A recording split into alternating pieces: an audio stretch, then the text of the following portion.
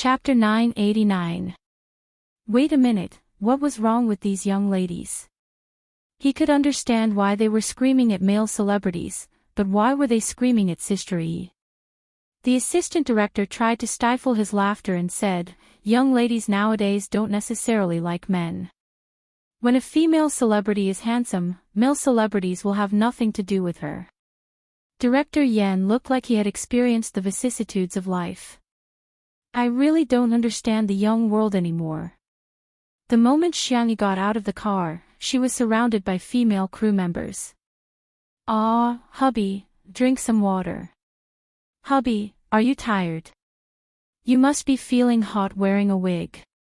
Let me wipe your sweat for you. Hubby, I have energy bars here.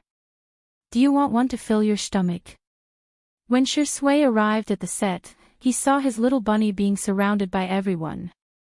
Little bunny was holding a bunch of food and drinks in her arms. There were girls wiping her sweat and holding her drinks. There were even girls who were blowing at her with a small fan. Hubby, can you call me wifey? Boo-hoo, Shui, ? He suspected that there was something wrong with his ears.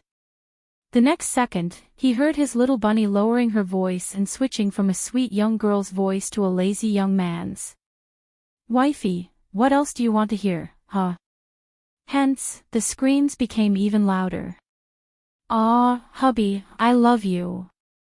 Shui. Director Yen seemed to have noticed Shui's confusion and wanted to watch the show.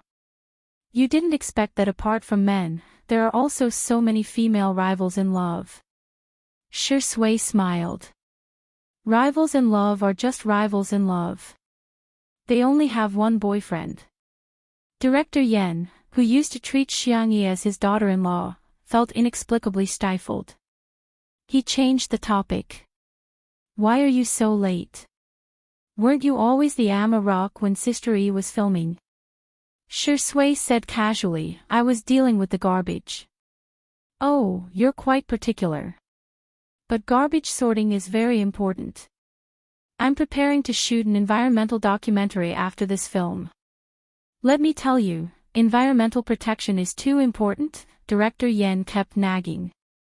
Shui lazily took out a lollipop. In this movie, his character had a smoking scene, and his addiction to smoking was aroused again. In order to quit smoking, Xiangyi prepared a lollipop for him. After talking for a while, Director Yan's throat was dry. He picked up the thermos and drank some water. Puzzled, he asked, how long have you taken out this candy? Why aren't you eating it? Is it scalding your mouth? Shui smiled without saying anything. Coincidentally, Xiangyi walked over. She still had the appearance of a rebellious youth, but her temperament and eyes were completely different. She was rebellious and unruly in the drama, but now, she was gentle and soft. Shirt pitiful Sui, Sister E, can't open it. Director Yen was speechless, let me. Xiangyi held the bottom of the bag and squeezed it hard. The bag made a bang and the seal opened automatically. The girl smiled and put the candy into his mouth. Is it sweet? Director Yen was speechless. He had lost. He had lost. He knew Shui was a dog, but he didn't expect Shui to be such a dog. Director Yen walked away silently. He didn't know if the lollipop was sweet or not, but he was already full of dog food. He habitually took out his phone. When he saw Xiangyi being accused of acting like a diva, Director Yen frowned. How dare they slander Sister E? Sister E almost became his daughter-in-law. Rounding it up, he was Sister Yi's father. Just wait, haters, your daddy fan is here. Smiley face. Chapter 990. On the internet, the netizens who were surfing the internet felt that today's drama was a little boring. There was no solid evidence at all. They really wanted to see a drama with solid evidence. It would be best if it was something like Thor's hammer. Then, the fool came. Someone saw the Weibo account of the stuntman and quickly tagged the gossip account. After being reposted by several entertainment celebrities, the post appeared on the homepage of countless people. All of a sudden, there was a huge uproar. Damn, he ruined Xiangyi. He's even holding a knife. Ah, what happened to Sister E? Did the production team call the police? Ha! So it's not that Sister E is throwing her weight around and chasing him away, but that stuntman is the one who's problematic. Of course, there were also people who were still trying to defame Xiangyi. No matter what, it's an indisputable fact that the stuntman has caused losses to the production team, right? He might just have posted something on Weibo. He might not have really done anything. Can't he just say it?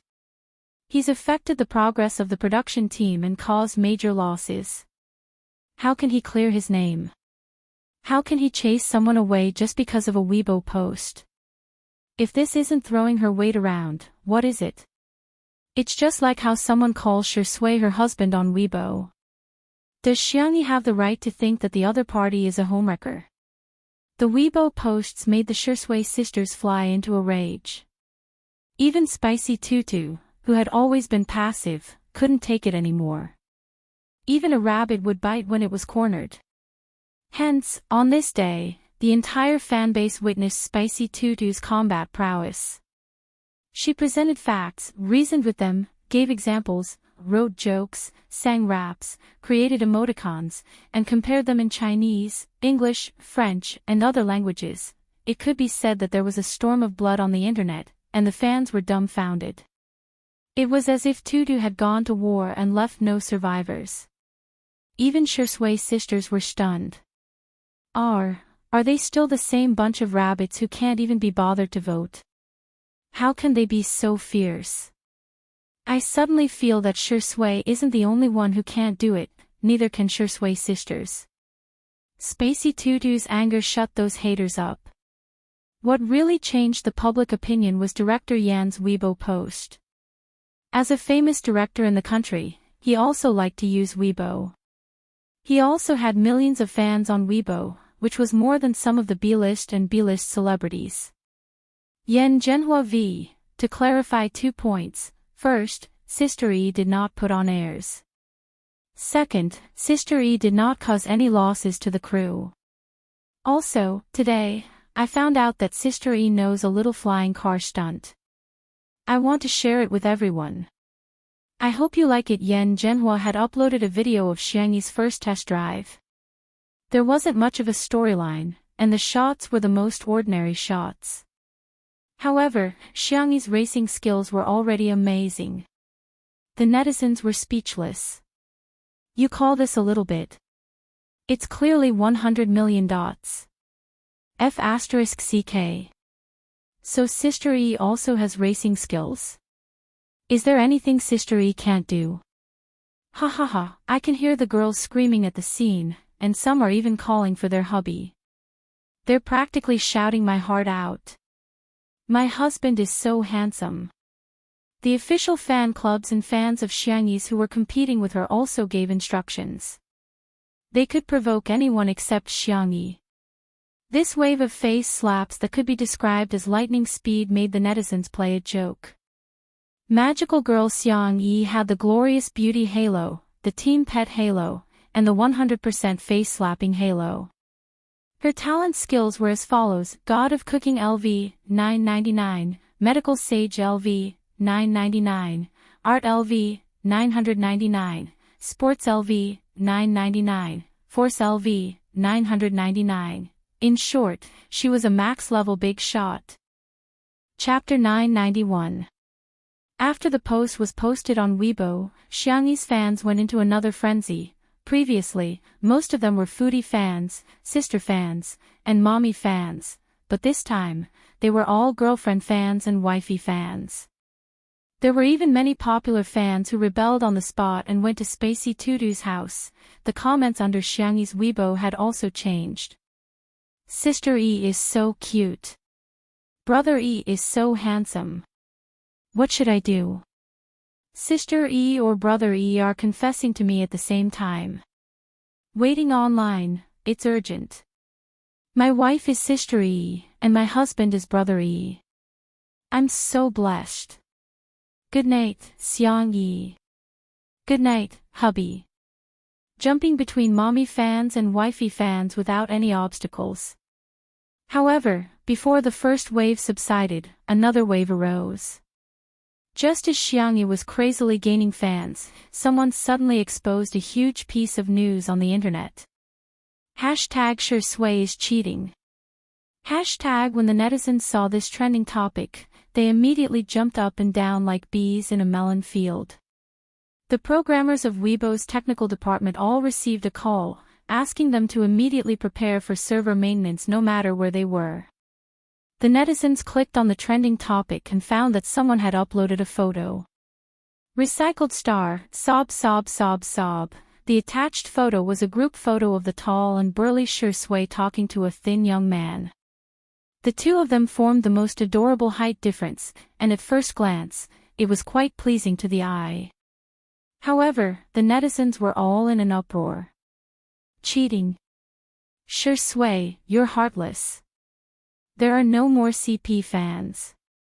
Damn it, Sure Sway, you scumbag. I heard that a house had collapsed, so I wanted to come over and take a look. I didn't expect it to be my house that had collapsed. Smile, although this young man only has a side profile, I think he's really good looking. His face is definitely not inferior to Sister Yi's. My heart aches for Sister Yi. There was chaos on Weibo. Some people were crying, some were gloating, and some were munching on melon seeds to watch the fun. Until someone suddenly discovered a blind spot. Well, don't you think that this young man's figure is similar to Sister Yi's? The lines on his side profile are also similar. This guess immediately made the netizens come up with even more ideas. Brain hole 1, this is Shuri's true love, the white moonlight. Sister E was just a substitute. He was just a substitute. Brain hole 2, someone deliberately found a boy who looked like Xiangyi to frame Shuri.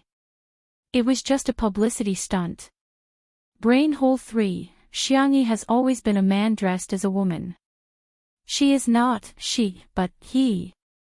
But this time, he accidentally exposed his true gender. It's just the truth. There was also brainstorming 4, brainstorming 5. By the time Xiangyi and Sure Sway heard about Nan, the netizens were already imagining that the two of them had been possessed by aliens and that they were about to infect all of humanity with the virus in the next second. Then, aliens would rule the earth. In the video call, Nan shrugged. That's pretty much it. Si Chuanbai, who was beside him, rubbed the space between his eyebrows. The trending topic has been removed. Do you need the company to make a statement? Nan asked, do you want to make a statement that the two of them aren't aliens? Xiangyi, question mark. Sure Sway, question mark. Si Chuanbai adjusted his glasses. The gold medal manager who had always been strict and indifferent had learned how to flatter. That's a good idea. It's worth learning from. Really? Nan said embarrassedly, it's not that impressive. If it can help you, Mr. C, that would be great. Xiangyi, she silently hung up the video call. Chapter 992. As soon as Xiangyi hung up the video call, Director Yen hurriedly rushed over. Sister E, why don't I post the video of you racing in men's clothing? Otherwise, the netizens will misunderstand. What kind of messy trending topic is this? Xiangyi shook her head. No need, Director Yen. If you post another video, it will be considered a spoiler and affect the audience's viewing experience. This, Director Yen was a little moved. The young lady had already been scolded to such an extent, yet she was still thinking about the viewing experience. Why doesn't my disappointing son know how to abduct Xiangyi home? I've thought of a solution, but I need your help. Xiangyi said the second half of the sentence to Sure Sway. A certain Sure Sway chuckled. My pleasure, Your Highness. Director Yen was speechless. Forget it, do as you see fit. If you need me to post a video, just let me know. I'll go see how the set is going. He wasn't going to take this public display of affection. A few minutes later, Xiangyi updated her Weibo with a new post. Xiangyi V, I'm doing a live stream on Xingqian TV. Click on the link and join my live stream link. The netizens were shocked. Sister E was going to start a live stream. In an instant, everyone clicked on the live stream and called their friends. The number of viewers in the live stream exceeded 1 million in minutes. The page jumped and Xiangyi's face appeared on the screen. However, the camera was pointed at the girl's chin from a devilish angle. But even at such an angle, the lines of her chin were still impeccable. A magnetic and flirtatious chuckle crashed into everyone's ears, causing them to tremble. Shui was actually there too. Put your phone here. Shui placed Xiangyi's phone on the stand and zoomed out to capture Xiangyi's upper body. Wait a minute, why wasn't it Sister E but a boy? The netizens looked at the short-haired young man on the screen in confusion. What the F*** CK? Is Shui provoking everyone? This is too much. Sister E is such a good person, but you actually cheated on her. Oh no, it's the feeling of being moved. This little brother is so good-looking, and his eyebrows and eyes are so similar to Sister Yi's. If I were Shuringdi, I wouldn't be able to resist either. The next second, the short-haired boy waved his hand at the crowd and smiled, revealing his dimples. Long time no see. I'm Xiangyi. This familiar soft and gentle voice, the netizens. Some netizens trembled and asked uncertainly, are you Sister E? Xiangyi replied, it's me. She lifted a corner of her wig to prove her identity. This wig is for acting. I made a cameo appearance as a boy in Night is Coming. Xiangyi leaned closer to the screen. Her fair, porcelain-like skin was so delicate that it could be broken by a blow. She smiled and asked, do I look good in men's clothing? The live stream was silent for 2 seconds, and then the bullet screen was flooded with comments. Aw, hubby. So he didn't cheat at all, and Sister E is just in men's clothing. I'm dead, wifey. Oh no, hubby, don't come so close. I can't breathe. Xiangyi was a little embarrassed by the compliments. I feel a little weird in men's clothing, I'd better take off the wig. At this moment, the bullet screen reached an astonishing level of unity. Hubby, no. I won't allow it. Xiangyi blinked and thought of something. She lowered her voice and said lazily, okay, wifey, and so, the bullet screen became even crazier. Chapter 993. Sob sob sob, hubby. Sister E, I can dress as a man. I don't care, Sister E is calling me wife. As for Shui, he was ignored by the netizens. The man folded his arms and glanced at the comments from time to time, feeling a little jealous. He took out his cell phone and sent a message to Sichuanbai. What if your girlfriend is more popular than me? After a long time, Sichuanbai finally replied, you only found out now. Shui was dumbfounded. A certain best actor, who was indignant about being ignored, decided to be a little impulsive. He covered his lips with his slender fingers and coughed twice. As expected, Xiangyi's attention was immediately attracted and she couldn't be bothered to interact with the netizens. She turned around and asked with concern, are you all right? It's just, my throat feels a little uncomfortable.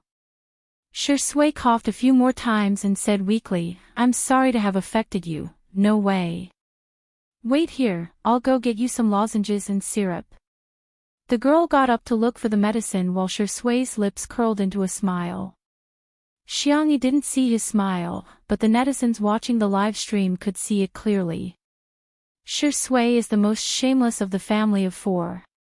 Little Shiji is just a younger brother to you. The dragon's well of the mortal world is sway, a little sway. Shui wasn't annoyed and instead said with a smirk, "Everyone, you're flattering me." Everyone was speechless. They were shocked. Has a certain best actor become so thick-skinned? Seeing that he was in a good mood, the fans mustered up the courage to ask him all sorts of questions. Ever since Shui debuted, he had never accepted any interview or variety shows. Apart from the publicity period for his works, he had been in a state of seclusion for the rest of the time. His fans were looking forward to interacting with him, but they didn't have the chance to. Shui answered almost all of their questions today. What's the experience of filming a movie? During the process of making a movie, there were both beautiful and torturous moments. But when I see my character appear on the big screen, it is indeed a very fulfilling thing. Wedding date. I've lived for 27 years, and I've never been urged to get married by my family. You guys are actually urging me to get married. Baby's name. Oh, the name you came up with is not bad. I'll keep it for future use. When Xiangyi came over with the medical kit, she happened to hear Shui say, "Hobby. Does chasing stars count?" But when the netizens asked who he was chasing, Shui just smiled and said nothing. Xiangyi sat down beside him and asked curiously, "Chasing after idols? Who are you chasing?" Shui, it's a secret. Oh, Xiangyi had never liked to pry into other people's privacy.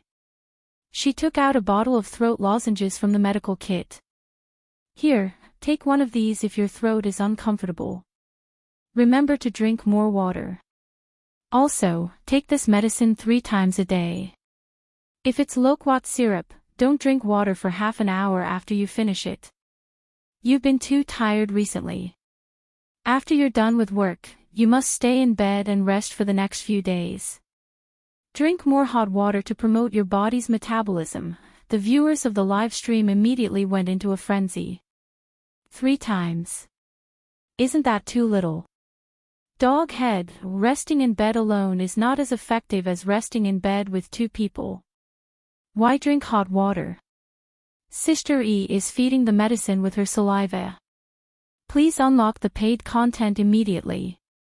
After Xiangyi gave her instructions, she wanted to take a look at the comments on her phone, but Shui covered her eyes. "Ha!" The girl was puzzled. Shui said calmly, "It's not suitable for children." "I see," Xiangyi whispered. "But now that you mention it, I want to see it even more. I want to see how inappropriate it is." Chapter 994. Shui was speechless for a moment. The tips of Xiangyi's ears turned slightly red. "I'll just take a look, just one look." The netizens in the live stream were about to die of laughter. "Sister E wants to see it, right? Sure, I'll give you a few lines." "Whoa, Zai is being naughty, mommy won't allow it." F***CK, I'm laughing my head off. What kind of immortal cutie is Sister E? Do you really want to see it? Shui asked with raised eyebrows. Yeah. The netizens rubbed their palms together and placed their fingers on the keyboard, ready to give Xiangyi a few lines at any time. To their surprise, Shui smiled and leaned closer to the girl's fair earlobe. "I'll read it to you then." The netizens were dumbfounded. He lowered his voice and read the comments in a decibel that only the 2 of them could hear. The netizens watched helplessly as Xiangyi's ears turned from slightly red to tomato red, and then the crimson color spread to her slender neck and small face. The netizens were speechless. A dog is a dog after all, I'm convinced. After reading a few lines, Xiangyi's head was burning up and she exclaimed, "That's enough." "That's all." Shui clicked his tongue and said in a lazy tone, "Let's continue next time." Xiangyi pushed his hand away and said with a red face, "Hurry up and take your medicine." She did it on purpose, but her throat was really sore. Shui got up to get some water.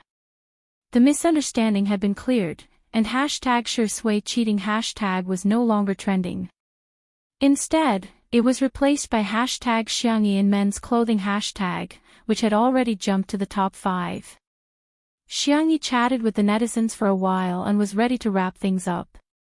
That's all for today's live stream. Buzz, Shui's cell phone, which was left on the table, rang. Xiangyi said, "It's a call for you."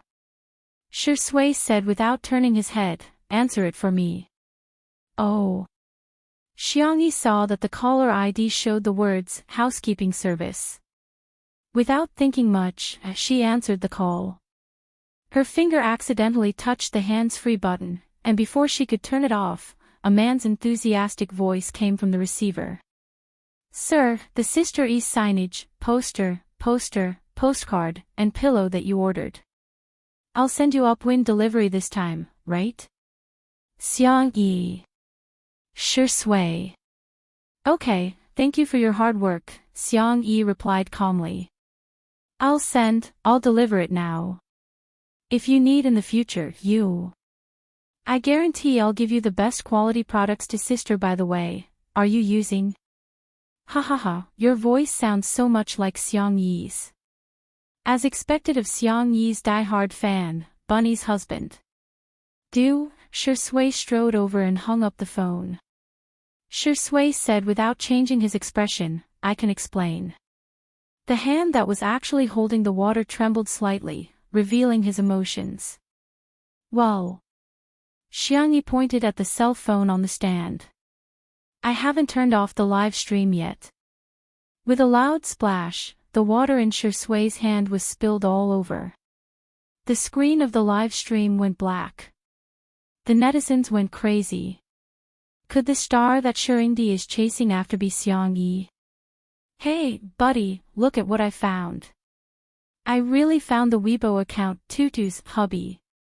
The content on Weibo is all about Sister Yi's likes, comments, reposts, and votes. She's definitely the #1 fan. Ha, Shui, you've exposed yourself. You're even wooing your own wife after seeing yourself as a couple. Awesome. Really awesome.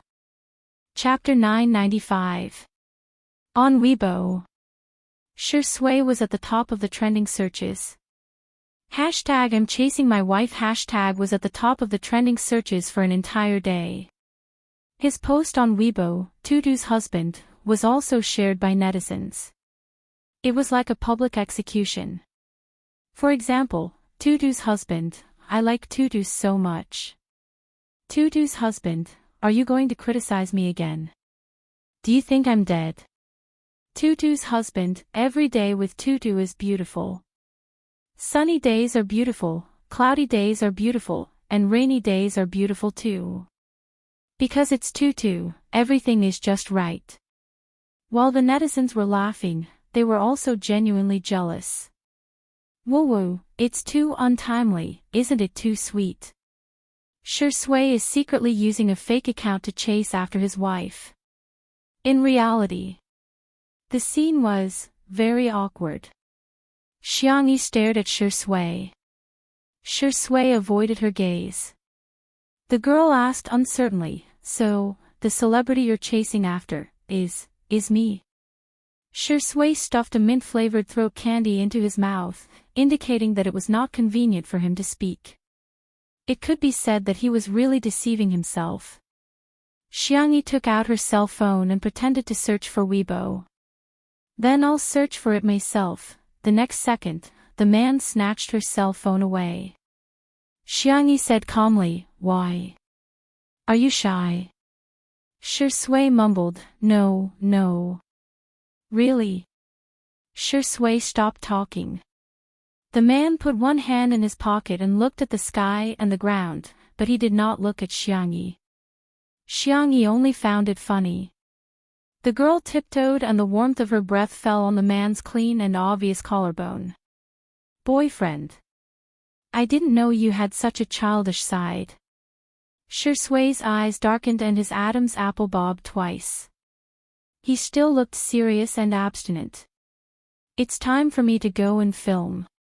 The man left with large strides.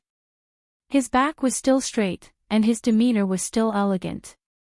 However, his back view looked like he was fleeing. 2 months later. Director Yan's filming progress was steady, and the pace of filming was very smooth. Moreover, as an experienced director, he put the scenes with strong emotions at the back of the film. After 2 months of training, everyone's acting skills improved by leaps and bounds, especially Yan Nai and Rong Hui. In the end, the roles that the two of them played in the drama turned evil. The female doctor gave them a temporary warmth, but she could not really cure them. The two of them relied on the priest's hints and advanced step by step. First, they sent the female doctor away. Then, they put a lethal amount of drugs into the ventilation system of the mental hospital. The drug was spread to every room in the hospital. Other than the female doctor, everyone else in the hospital had died from the injuries sustained by the two teenagers. Their last scene was to set the entire mental hospital on fire. However, the female doctor found out. The two of them panicked at first, then looked at each other and became completely evil. "Sister, no one in this mental hospital is innocent." The rebellious young man smiled. "They all deserve it."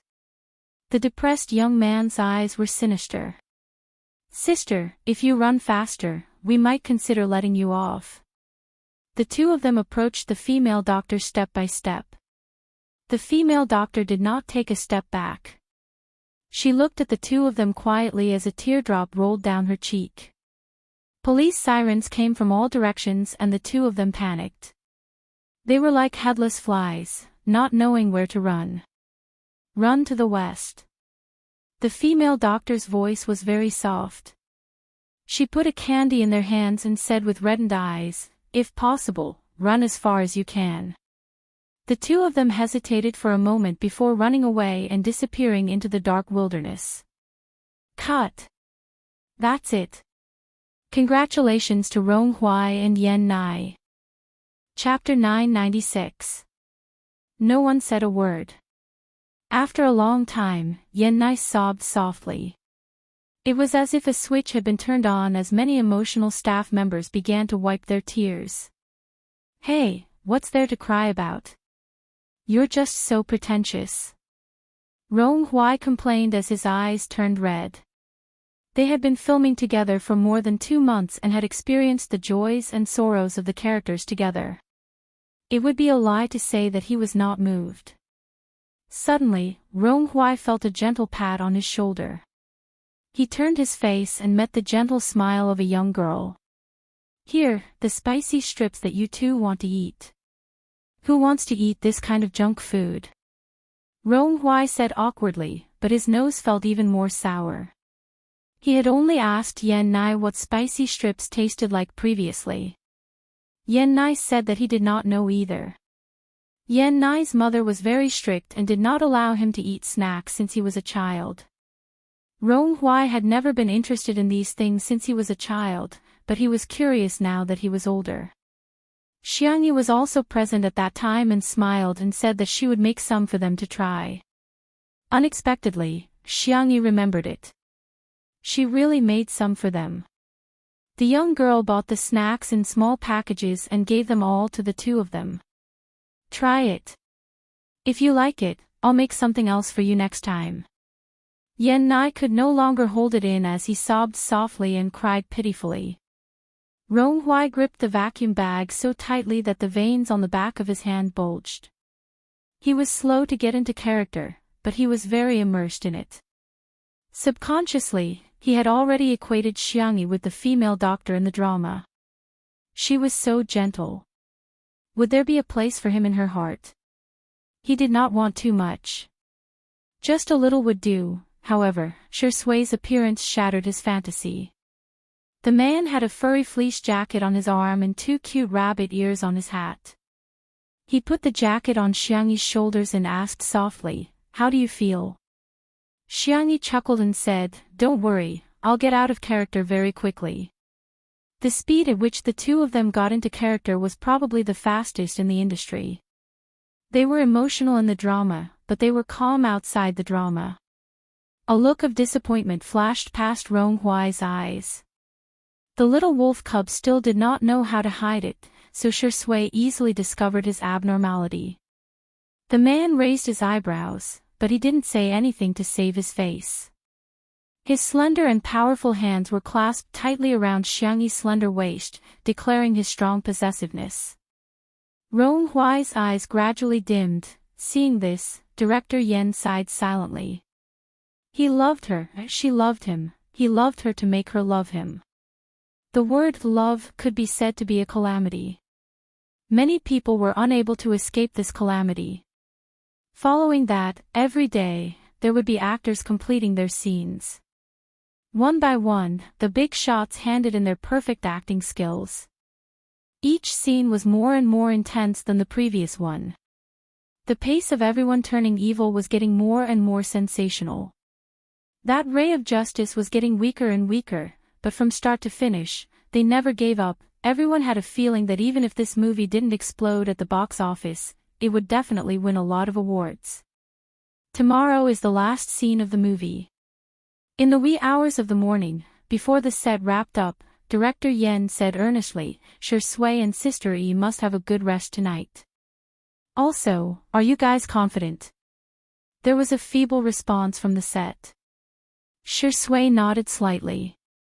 Xiangyi smiled and said, after work tomorrow, I'll treat everyone to a meal. Wow! There were cheers at the set, and the originally depressed mood was instantly stirred up. Director Yen was dumbfounded. You guys must be the atmosphere team that Sister E hired. Chapter 997. It was late at night.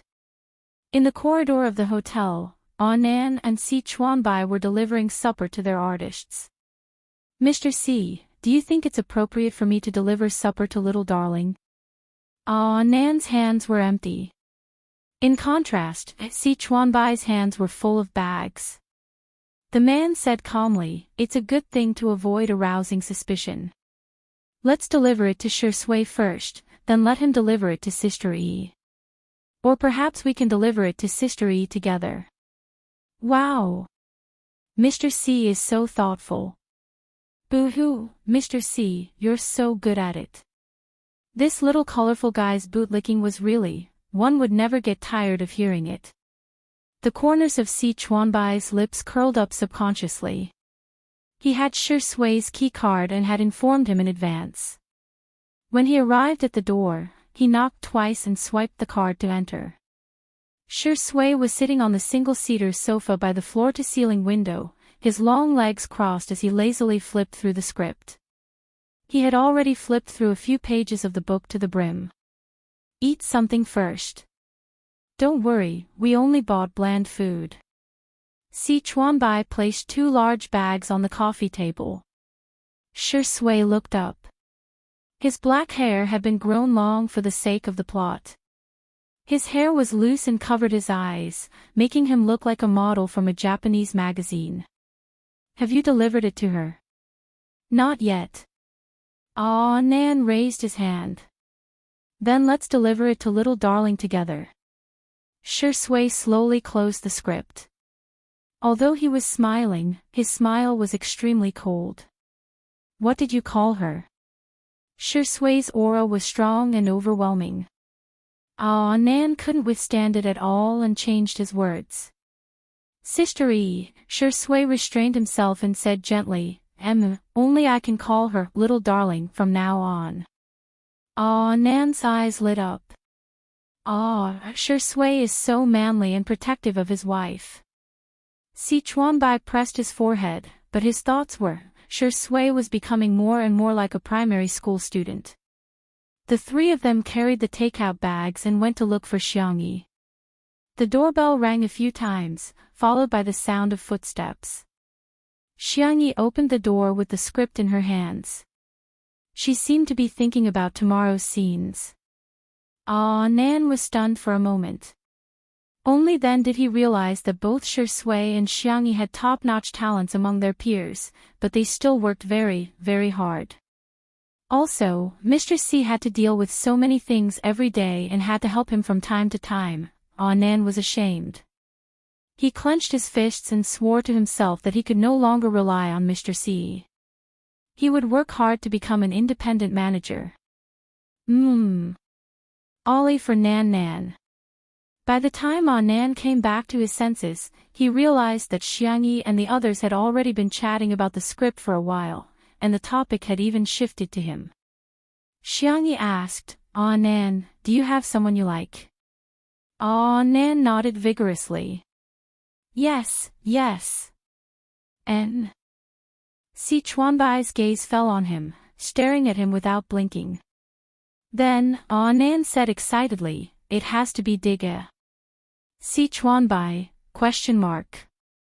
This name sounded strangely familiar. Could it be that they both knew each other?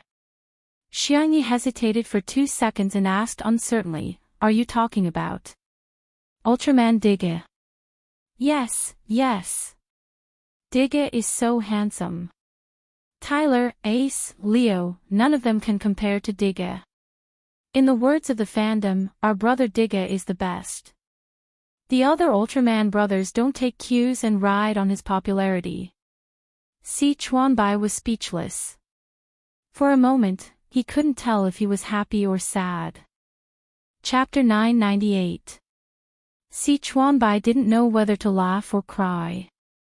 He was dejected. Shui and Xiangyi, on the other hand, were having a hard time trying to hold back their laughter. Judging from Nan's carefree attitude, Si Chuanbai would probably have a hard time in the future. Nan said a lot about Ultraman before he realized that something was wrong. He said embarrassedly, am I talking too much? No, you're not. Xiangyi tried to smooth things over. I think your passionate feelings are similar to the feelings a female doctor has for a pastor. Shui shook her head. No, I think the pastor is the one who is passionate about the female doctor. He's just pretending. The two of them had different understandings of the script and different perspectives, so they started to discuss it. Si Chuanbai and Nan each expressed their own opinions, and it was much smoother. The next day. At a church. The film crew had rented a church for the day, so they had already cleared the place. Shui and Xiangyi came to the set after getting their hair and makeup done. Director Yen said, I won't talk about the last scene because I think it will restrict you. You're free to act according to your own interpretation of the script. As soon as he finished speaking, there was an uproar. Director Yen, who had a very high control over the script, actually wanted the two of them to act by themselves. To be honest, it was difficult to write a composition with a topic, but sometimes, it was even more difficult to write a composition without a topic. Similarly, it was the same for acting. With the director talking about the script, it was equivalent to giving the actors a direction. On the other hand, it depended on the actor's own understanding and ability. Shui and Xiangyi both expressed that they had no objections. Then let's begin. Director Yen took a deep breath, and the entire crew became nervous. The morning light shone on the glass windows of the church, giving them a faint layer of gold. The obedient-looking children were singing hymns against the light. Their tender voices sounded like angels descending. Pure white roses were everywhere in the church. Large patches of them symbolized the purest image, and a flower of sin bloomed in the most sacred place. The female doctor walked in. She quietly listened to the children singing. Unknowingly, a young man had appeared beside him. The priest's messy black hair was tied up with a rubber band and tucked to the back, revealing his clean and full forehead. His face was incomparably handsome, and his temperament was gentle and refined. However, he was the biggest villain in the drama. Have you come to say goodbye to me? He asked softly. With the sound of nature in the background, the female doctor replied, I'm here to end it all. The priest was silent for a moment before he said, some things can't be stopped once they start. Then, are you willing to stop for me? After saying that, the female doctor laughed at herself. Sorry, I said something strange again. The priest's eyes darkened, and he unconsciously tightened his grip on the white rose in his hand. The thorns pierced his fingertips, and red blood dripped down, staining the petals. The sound of sirens came from afar. The priest's expression did not change. The female doctor said, "I was the one who called the police." The priest's voice was almost gentle. "Yes, I know." "Then, let's stop here." The female doctor stood up, and the priest followed her back. His eyes were filled with infatuation, devotion, and madness. There was also deep affection. The female doctor looked at the camera, gently stroked her hair, and the corners of her lips curled up slightly. A meaningful smile appeared on his face. All the crew members at the scene instantly had goosebumps. Even Director Yen had forgotten to shout, "Cut." Chapter 999. After a long time, it was only after Xiangyi's reminder that everyone regained their senses. "Director, is it okay this time?" Xiangyi asked gently. The scene just now was the result of a conversation with Nan and Si Chuanbai last night. The female doctor was a little white flower in the flower of evil. But who could be sure that the little white flower was not a man-eating flower in disguise? That was why she smiled at the camera at the end. Director Yen came to his senses and said in a trembling voice, Wait a minute, let me see the replay." The cameraman was trembling as he adjusted the equipment. He had not recovered from the shock just now. On the screen, every line of the priest and the female doctor was metaphorical and had a deeper meaning. But the real finishing touch was the female doctor's smile at the end. All of a sudden, the script of the entire movie was overturned. Just when the audience thought that the mystery had been solved, there was a huge reversal. Imagine, it was already so shocking on set. If it was in a dark movie theater with a huge screen and post-production, how grand would it be? Director Yen did not say anything after watching the replay. Shui said, "Why don't we do another scene? That way, we can compare which scene is better." Director Yen was silent for a while and started smoking. He smoked a total of 6 cigarettes. The staff on set also anxiously waited for 6 cigarettes with him. In the end, Director Yen decided. "No need, we'll do this." The scene was silent for a few seconds before cheering. Everyone was looking forward to it. It was both the peak of their acting skills and the peak of the plot's reversal. Director Yen looked at everyone laughing and started laughing as well. He wasn't a young and inexperienced director. He couldn't be any clearer about how shocking the artistic effects of that scene were. Just as he was about to sigh, someone asked loudly, "Director, is our crew done filming?" "Yes, it's done. Everyone has worked hard. I'll give you a red packet later." Before Director Yen could finish his words, he heard everyone talking at once. Sister E, what are we eating?" "Hubby, I found a delicious milk tea. Do you want to try it?" "Darling, do you want to cook later?" "Mommy will cook for you.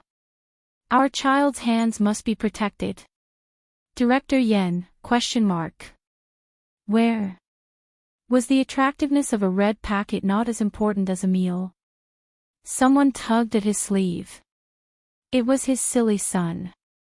He swallowed his saliva and urged him, "Dad, can you talk to Sister E later and give me an extra bowl of rice through the back door, Director Yen?" "Son, this is the first time you've ever begged your father for an extra bowl of food cooked by Sister E. Can you be a little more mature?" At the center of the crowd was a smiling girl. Her tone was gentle and harmless. "Our pets, Little Black, Little White, and Little Flower, are all anemic, so we killed them all.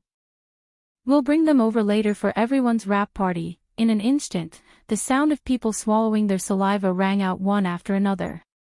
Even Director Yen sternly said, "Yen Nai, go and grab food for Dad later.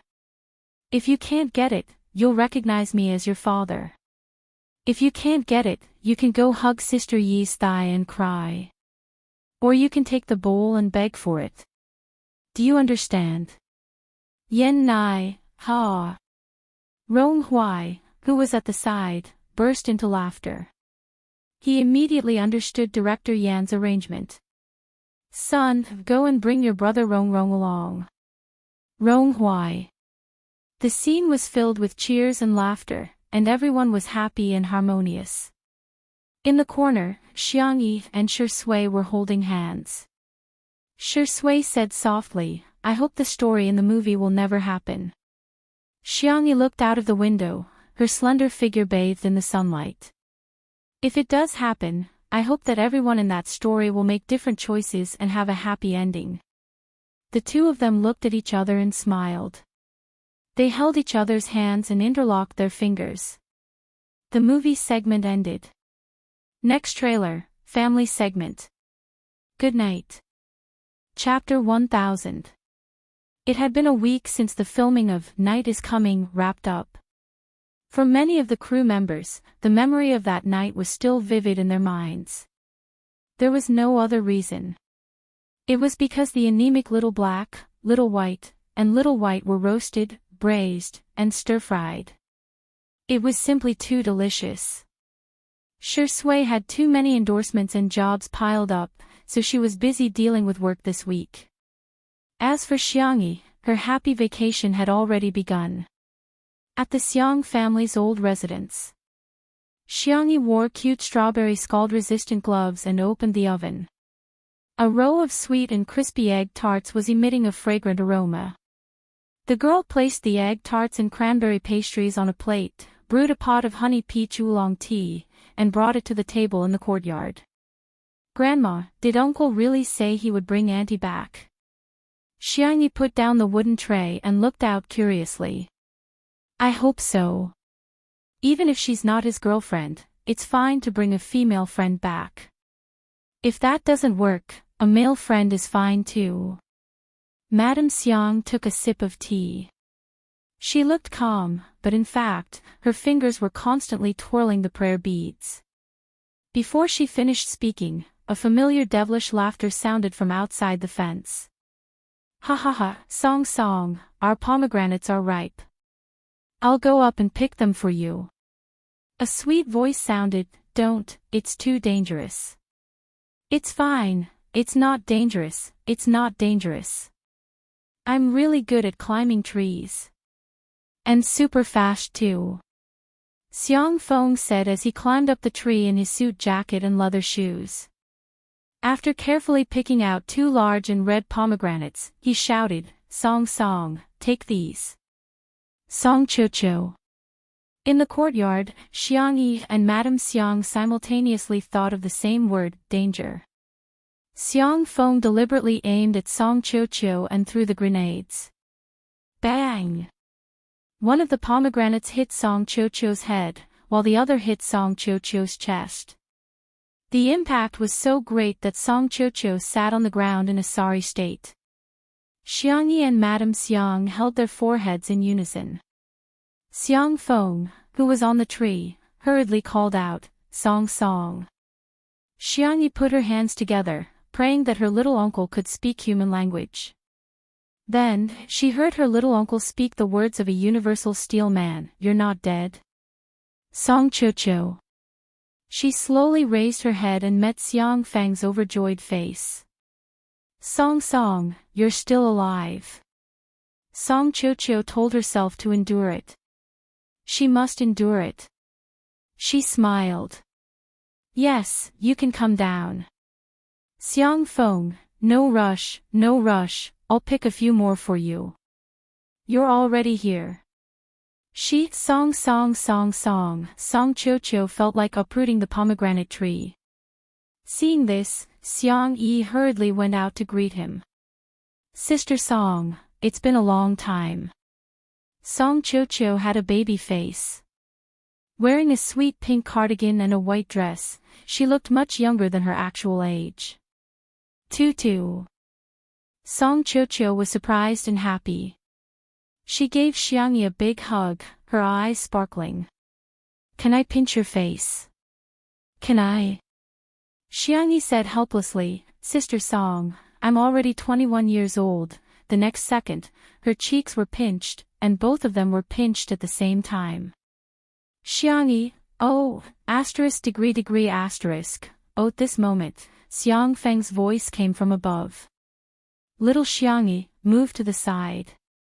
Don't disturb our song from picking pomegranates.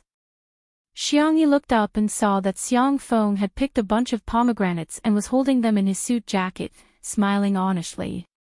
Xiangyi asked cautiously, Sister Song, did you really come back with my little uncle willingly? Chapter 1001.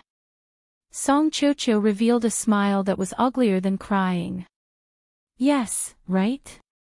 If there was a word to describe her current mood, it would be regret. Too much regret. She was 28 years old this year. Her family was urging her to get married, so she had no choice but to think of a fake marriage. Of course, before they got married, they had to sign a contract. They would only be husband and wife in name. Xiang Feng and she were childhood friends. When they were young, they even bathed together naked and played with ducks. Song Qiuqiu felt that Xiang Feng was the most suitable candidate for the fake marriage. When she proposed a fake marriage to Xiang Feng, she originally thought that Xiang Feng would hesitate. She didn't expect him to agree after only 1 second. 1 second. Song Qiuqiu wondered if there was something wrong with his hearing. Now, Song Qiuqiu didn't think so. She felt that there was something wrong with Xiang Feng. Rage points accumulated, 50%. Song Qiuqiu smiled virtuously and sweetly.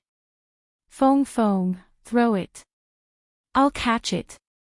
Xiangyi persuaded, Sister Song, let me do it, it's okay. She had chosen the fake marriage partner, so she had to accept it even if he had to kneel. Come on. Ah! Song Qiuqiu screamed as the pomegranate hit her arm. Xiangyi's mouth twitched. She desperately gestured to her little uncle. You can throw it on the lawn. Don't throw it all at Sister Song. But Xiang Feng was a little short-sighted, and he had climbed high. He misunderstood Xiangyi's waving hand as cheering for him. Good. You're indeed my little niece. You're too loyal to your uncle. Xiang Feng's blood rushed to his head, and he threw it faster and more accurately. Song, you can do it. You have to challenge yourself and defeat yourself. This little difficulty in front of you is nothing. As long as you work hard, you can definitely catch the pomegranate. In the courtyard, Madame Xiang broke her prayer beads on the spot. What kind of thing did she give birth to? It was better to have a piece of barbecued pork. Song Qiuqiu, a socialite's daughter, was smashed by a pomegranate for a long time. That scene made those who heard it sad and those who heard it cry. Finally, Song Qiuqiu caught a pomegranate. Xiang Feng slid down the tree and applauded her happily. Song, you did it. You really did it. Song Qiuqiu put on a fake smile. Feng, let's play a game. What game? Dido, pomegranate. Under Xiang Feng's puzzled gaze, Song Qiuqiu swung his arm and threw the pomegranate in his hand. Clang! It hit him squarely in the face. Xiang Feng fell straight to the ground, as if he was about to faint from the impact. Xiangyi, Madame Xiang, Song Qiuqiu straightened out her wrinkle-free dress and smiled sweetly. Oh, I'm sorry, I was too strong, it's okay. Xiang Feng struggled to sit up. I just like our song strength, Song Qiuqiu, shall we continue then? Xiang Feng, that's not necessary. Before he could finish his sentence, the second and third pomegranate, cannonball, came one after another, smashing Xiang Feng until he saw stars. Xiangyi was stunned.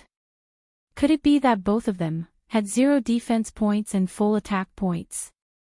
A few minutes later, Song Qiuqiu held an exquisite porcelain cup and sipped tea, looking extremely elegant and dignified. Xiang Feng grimaced, his expression as if he was wearing a mask of pain. He said to Madame Xiang aggrievedly, Mom, it hurts. Madame Xiang pushed the dessert plate towards Song Qiuqiu and said with a smile, "You deserve it." Chapter 1002. Xiang Feng. Why? Wasn't he his mother's favorite child? Xiangyi hurriedly said, "Sister Song, I remember that you like sweet things. I made these egg tarts and cranberry pastries myself. Try them." Song Qiuqiu maintained the elegance of a socialite. She picked up a small piece of cranberry pastry and took a small bite. The skin was golden and shiny, and the butter and egg yolk mixed together to create a crisp texture. The sweetness and sourness of the dried cranberries and the faint milky fragrance were perfectly blended together. Just by biting into such a small piece, she felt that it was soft and sticky, leaving a lingering fragrance in her mouth. Song Qiuqiu, oh woo. Song Qiuqiu stopped pretending to be a lady. After taking big bites of 2 egg tarts and a few pieces of cranberry pastry, Song Qiuqiu's eyes were brimming with tears. "It's so delicious. Our Tutu's cooking is amazing." Xiangyi smiled. "Eat more if you like it." Madame Xiang's eyes were kind. Song Song's appetite is still as good as when she was a child. Hee hee. She turned her head and met Xiang Feng's eyes. Song Qiuqiu said uncomfortably, "Why do you keep looking at me? I eat very ugly." "Xiang Feng, I don't know why, but when I see you eating, I think of a particularly beautiful scene." Song Qiuqiu. Xiangyi's sixth sense told her that her uncle probably wouldn't say anything good. The girl grabbed Xiang Feng's sleeve. "Uncle, think about it," but it was too late. Xiang Feng said affectionately, "Little Xiangyi, don't you have a lot of little piglets? Those little piglets eat pig food so happily." Song Qiuqiu took a deep breath. Song Qiuqiu began to roll up her sleeves. "Auntie, Tutu, I'm sorry, but I might show you some uncomfortable scenes." Xiangyi looked up at the sky. "Grandma, look, that cloud looks like a leaf." Madame Xiang nodded. "Yes, I can't see anything except the clouds." Xiang Feng raised his head to look. The sky was unbelievably blue, and it wouldn't be an exaggeration to say that there were no clouds for thousands of miles. "Where are the clouds?" Just as he was mumbling, Song Qiuqiu pounced on him. She swiftly grabbed his ear and twisted it half a circle. "Xiang Feng, ah, it hurts, it hurts." Song Song was in pain. "Let go. Like a little piglet, right? I think you're a pig. Is throwing pomegranates fun? Ha! I'm giving you face, and you're taking advantage of it." Her voice was as sweet as ever. Song Qiuqiu didn't hesitate when she started. At first glance, it was obvious that she was a fake socialite's daughter and a real irritable girl.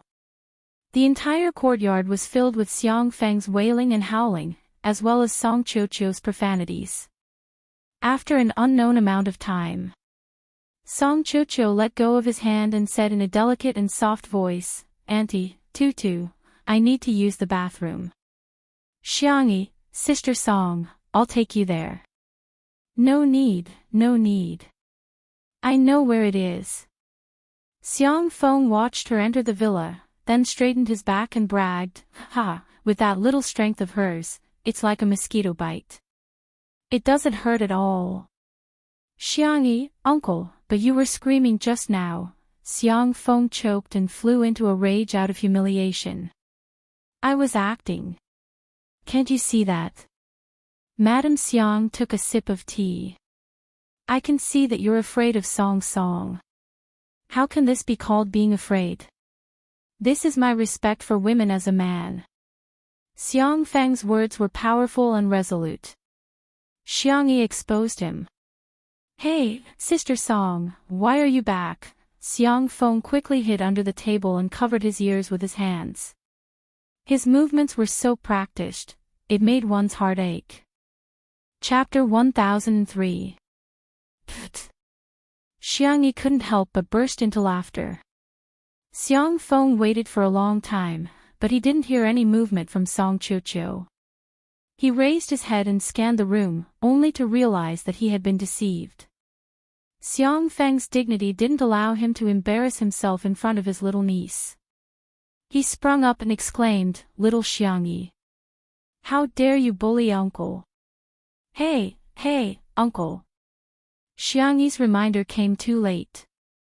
Xiang Feng stood up with the help of the exquisite little table, causing the things on the table to sway and fall to the ground.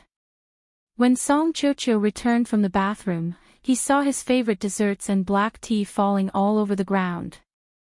Xiang Feng. Hence, Xiangyi and Madame Xiang began watching the clouds again. Although it was embarrassing to get beaten up, the fact that Xiang Feng had brought his girlfriend home greatly improved his status in the Xiang family. Xiang Yin and Madame Xiang were getting on in years, so they naturally wanted their children to have good families. Tutu didn't need to be urged, but the other little brats did. The Xiang brothers were all arranged to go on blind dates one after another. A few days later, the first to be arranged was Xiang Feng. At the finals of the autumn competition, Smog used a sniper rifle to determine the winner.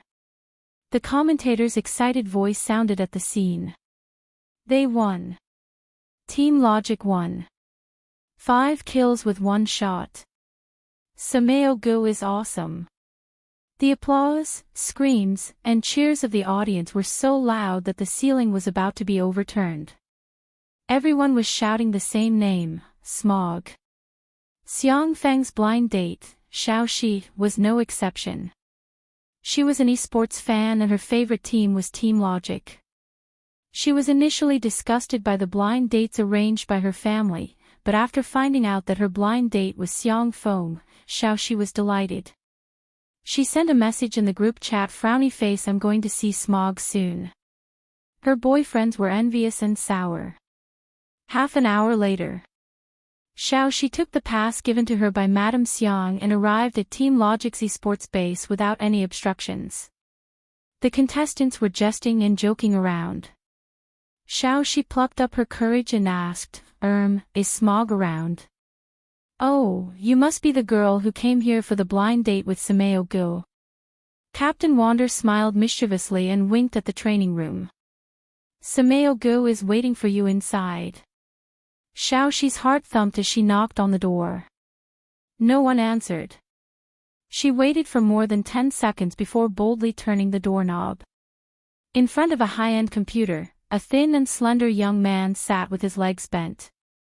He wore black headphones and was staring intently at the screen. Was this a review?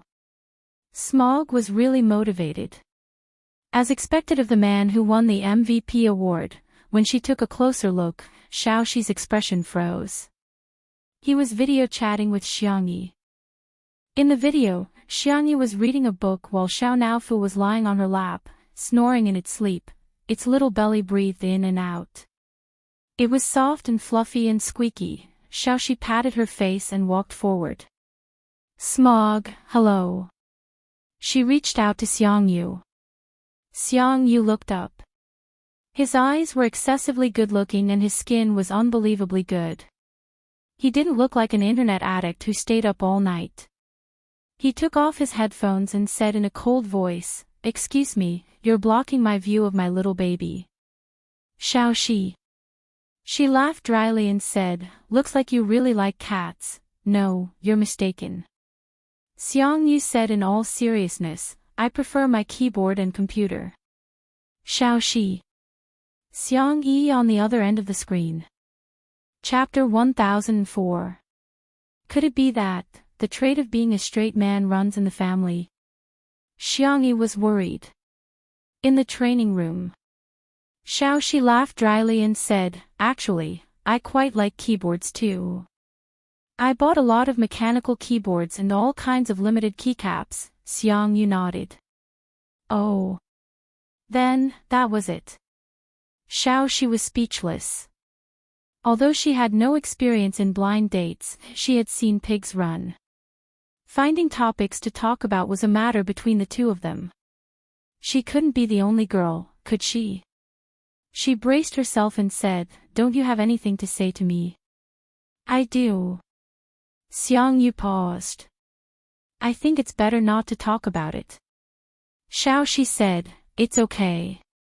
Actually, it's my first time on a blind date and I don't have much experience." "I heard it's your first time too, so let's talk freely." Xiang Yu hesitated. "Are you sure?" "Yeah, go ahead." Xiang Yu said coldly with a poker face, "You have chili powder on your teeth." She was speechless. A few seconds later, she screamed and rushed out of the training room. On the screen, Xiang Yu resisted the urge to dig her toes into the ground and reminded him, "Brother, can you not be so straight?" Xiang Yu was puzzled. "Am I?" Xiang Yi. "That's right, just treat her the same way you treat Xiao Naofu." In that case, Xiang Yu might have a glimmer of hope of being single. However, Xiang Yu refused without hesitation. "How can I do that? I can't betray our Xiao Naofu. It's my only baby. How can I betray my baby for a woman?" After a few seconds of silence, Xiang Yi hung up the video call. "Do whatever you want," smiley face. Seeing the screen go black, Xiang Yu clicked the mouse hard to confirm that the video call was hung up and not a problem with the internet. He was depressed. Did he do anything wrong? Why didn't she show him Xiao Naofu? Creak, the door of the training room opened and 5 heads poked in. Whoa! Xiang Yu turned his gaming chair and was shocked to see the row of heads. "What are you guys doing?" "Wander, that girl is crying. Are you sure you don't want to coax her?" The other teammates all started talking at once. That's right, that's right. After all, she's a girl." "Sameogu, you don't know how to be gentle with girls, do you? You're just trying to coax her.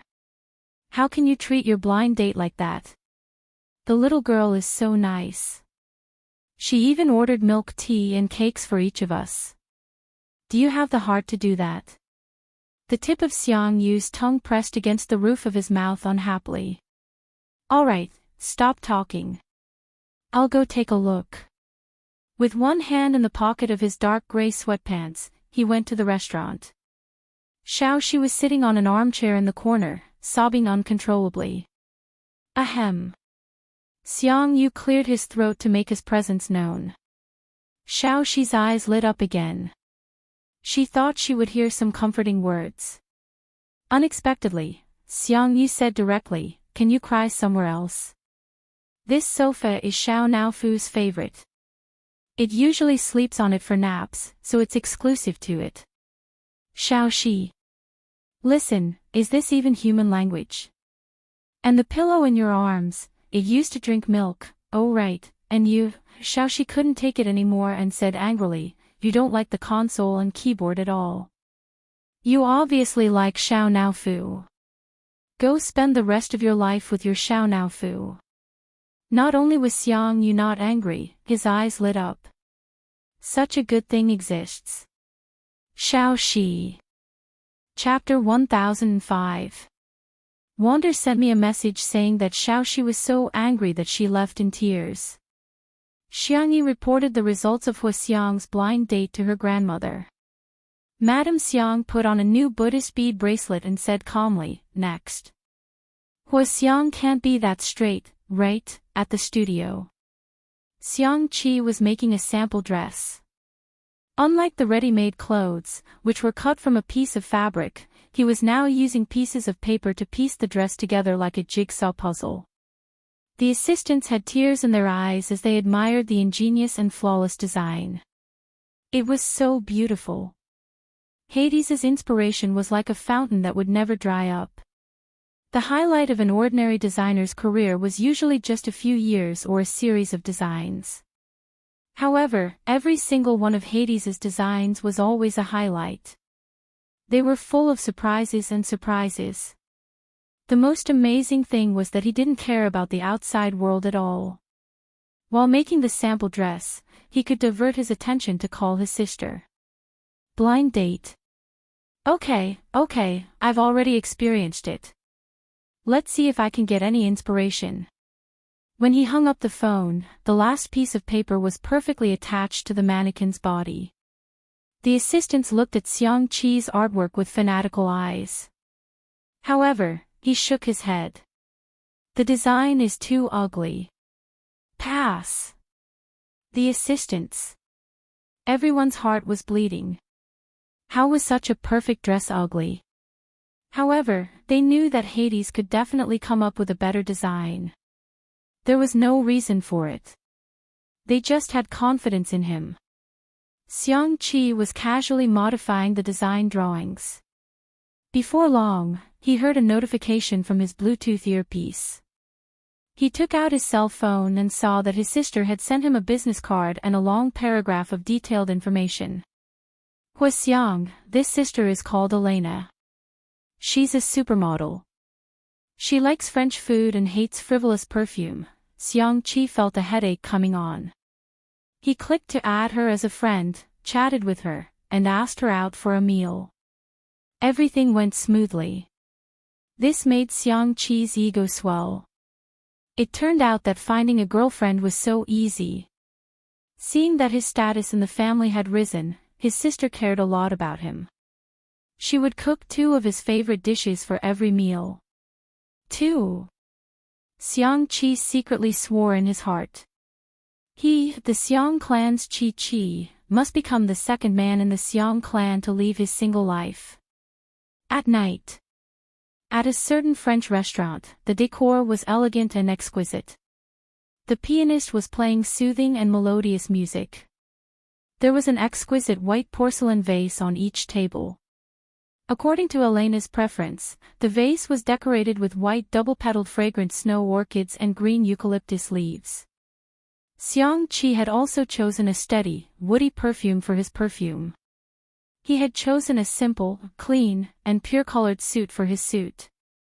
His hair was casually tied back, giving him a designer's artistic aura. As expected, Elena was very satisfied with his first impression. The 2 of them talked about art, literature, fashion, movies, music.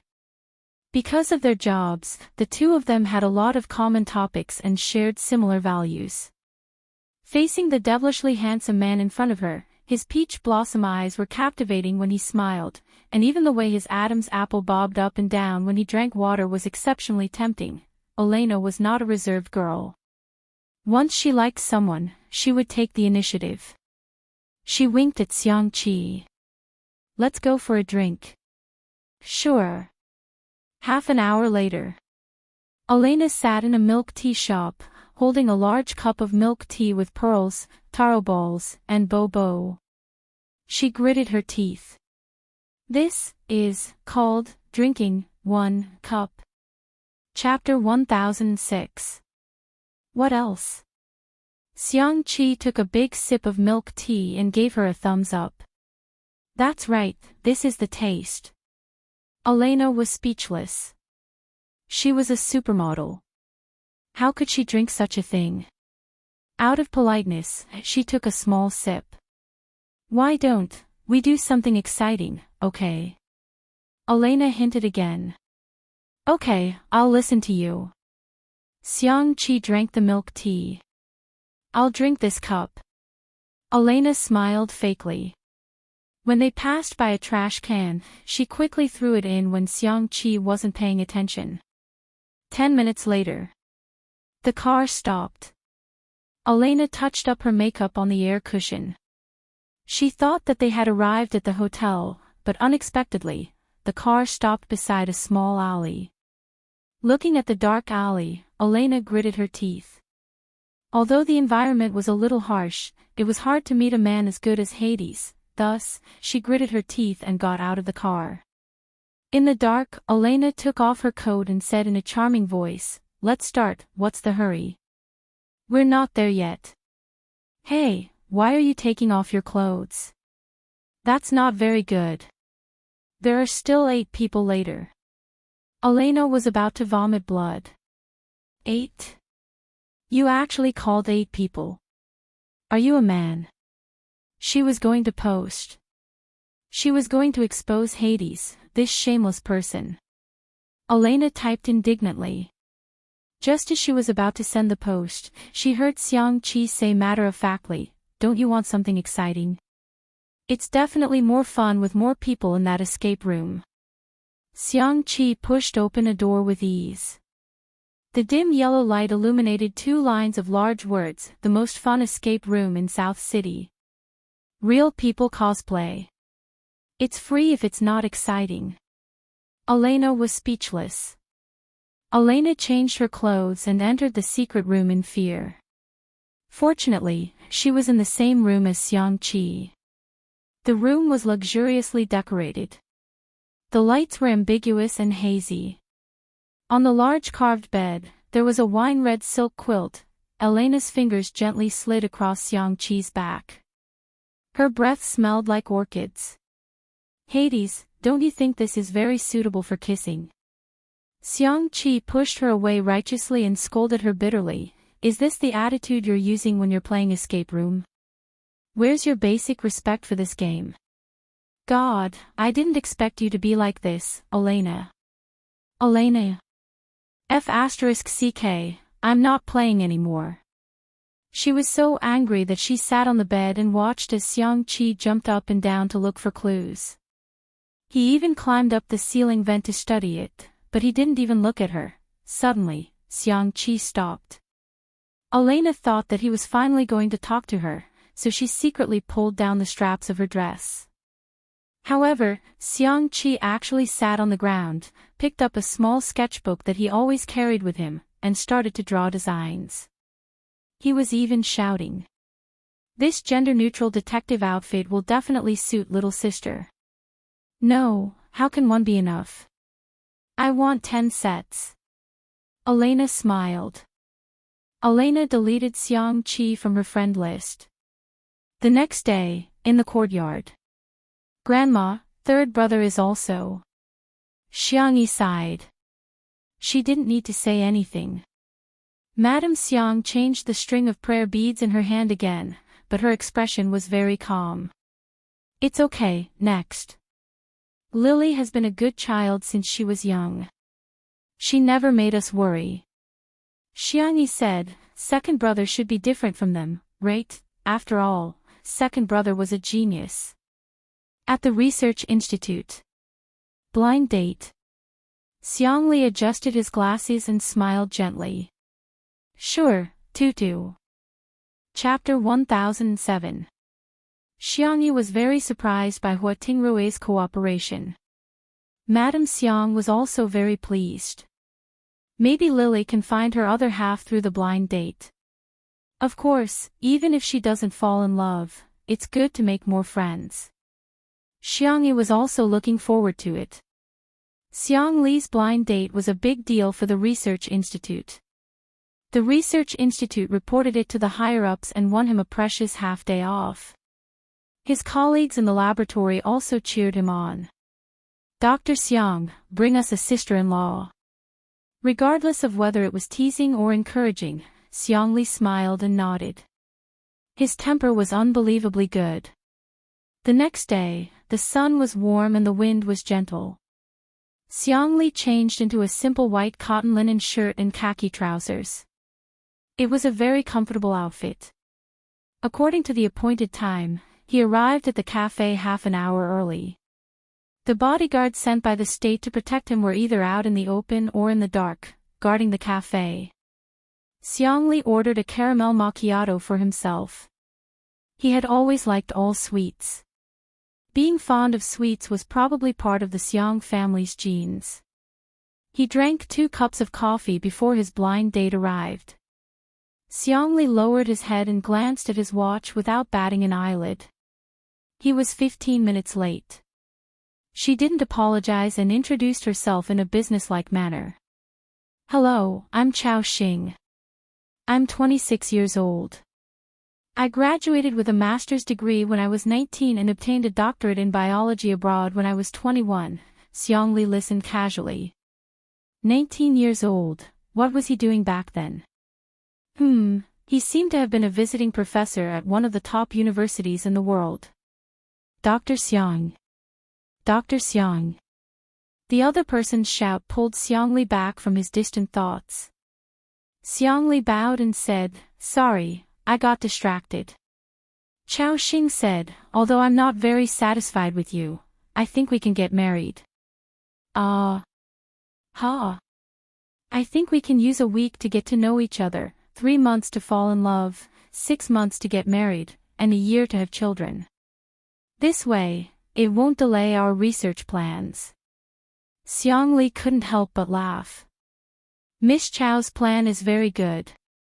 Chao Xing said confidently, "I think this is a very scientific and efficient arrangement." Xiangli took a sip of coffee and faintly said, "But Einstein said that science is about the research of the laws of facts. Before we have a test sample, I don't think Miss Chao's proposal is the best solution." "So, Dr. Xiang is not satisfied with me?" Chao Xing raised her eyebrows. "It's okay. I've seen many men like you. I fully understand and respect your thoughts," Xiangli smiled. Einstein also said that there are 2 things that are endless, the vast universe and the ignorance of mankind. But I can only be sure of the latter. Chao Xing's expression changed slightly. "I'm very confident in my IQ. Miss Chao's confidence is indeed admirable. I only feel your sarcasm. I also don't feel any respect from Miss Chao." The 2 of them went back and forth, tit for tat. Chao Xing's eyes became brighter and brighter. Xiangli became more and more disinterested. Was this a blind date? Boring. Why should humans waste the rest of their lives on other humans? Dating? He might as well dissect a few cages of rabbits. As expected, the blind date ended in failure. Xiangli leisurely sent a WeChat message to his sister. "Tutu, I seem to be really unpopular aggrieved. JPG, tearful. JPG, pitiful. JPG." Chapter 1008. Xiangyi's reply came quickly. "How could that be? Did someone bully brother?" She then sent a bunch of emojis of her rolling up her sleeves and stomping her feet angrily. Xiangli smirked. "Indeed, it's more fun to tease Tutu. Woman. Sorry, no need for that." A certain medical doctor, who cut black and white but found that it was still black, used the spring and autumn annals to describe today's blind date. When Xiangyi found out that her second brother had been disliked, she hurriedly coaxed him for a long time and showered him with all sorts of praises. She even promised to cook a lot of delicious food for him. Only then did Xiangli, aggrieved and pitiful, express that he didn't feel so bad anymore. "Grandma, this is what happened." The same scene repeated itself in the courtyard one afternoon. Madame Xiang sighed and said, "Ah, forget it. Instead of finding someone who doesn't get along with me, I might as well be single." "But Chen Qin and Chao Wan have known each other for a long time, right?" Xiangyi recalled for a while and said, "I think so." She had heard from Nan that Chao Wan was a fan of hers. Chao Wan was good at writing and retouching photos, and had helped the fan club a lot. Madame Xiang twirled her Buddhist prayer beads. Of course, she had changed them again. She smiled benevolently and said, "You can't do the same thing more than 3 times. It should work this time, right?"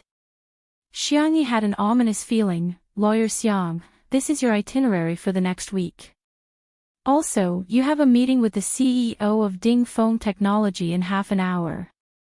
The assistant reminded Sanction concisely. He sat in front of the walnut table with his hair combed back, looking like a meticulous elite. He was dressed in a black suit and a white shirt. His well-defined fingers were casually flipping through the judgment papers. His aura was cold and indifferent, just like the cedar trees on the distant mountains. After the assistant finished reporting, he expressed assent and asked, "Do you have any other arrangements?" If not, he was going to go home and have dinner with his little bunny. The assistant said fearfully, "Actually, old madam and Missy want you to invite Miss Chao Wan to dinner to get to know each other better." Sangchen's fingers paused for a moment. He raised his head, his eyes deep and calm. Who is Qiao Wan? The assistant was speechless for a moment before saying, You're talking about the guardian of the best Xiang Yi in the world on Weibo. Previously, you even helped her friend fight a lawsuit. Sangchen nodded slightly. So it's her. Every time a guardian finished editing a picture or made a promotional poster or sticker pack about Xiangyi, it would send him a copy immediately. Sangchen had even set her as a special notification so that he could receive a picture of the bunny as soon as possible. The assistant, then did you agree? Lawyer Xiang actually agreed to a blind date. Sangchen, on the other hand, thought that it was just a meal. Coincidentally, he saw Qiao Wan's Weibo update. She posted a set of 9 photos, each of which depicted Xiangyi as beautiful as a painting. The caption accompanying the post was, I still have a lot of stock, I have to work hard today too. Let's go. Sangchen liked the post and then sent her a message to invite her. Soon, Sangchen said without even looking up, help me book a quiet restaurant. The assistant was extremely excited. Okay. I'll go right away. I didn't expect the 1,000-year-old sago tree to blossom one day. I must choose a hotel that has 5 stars in all aspects. It was 7:00 in the evening. Sangchen and Qiao Wan took a seat in the restaurant. Qiao Wan recalled what her roommate teased her before she left.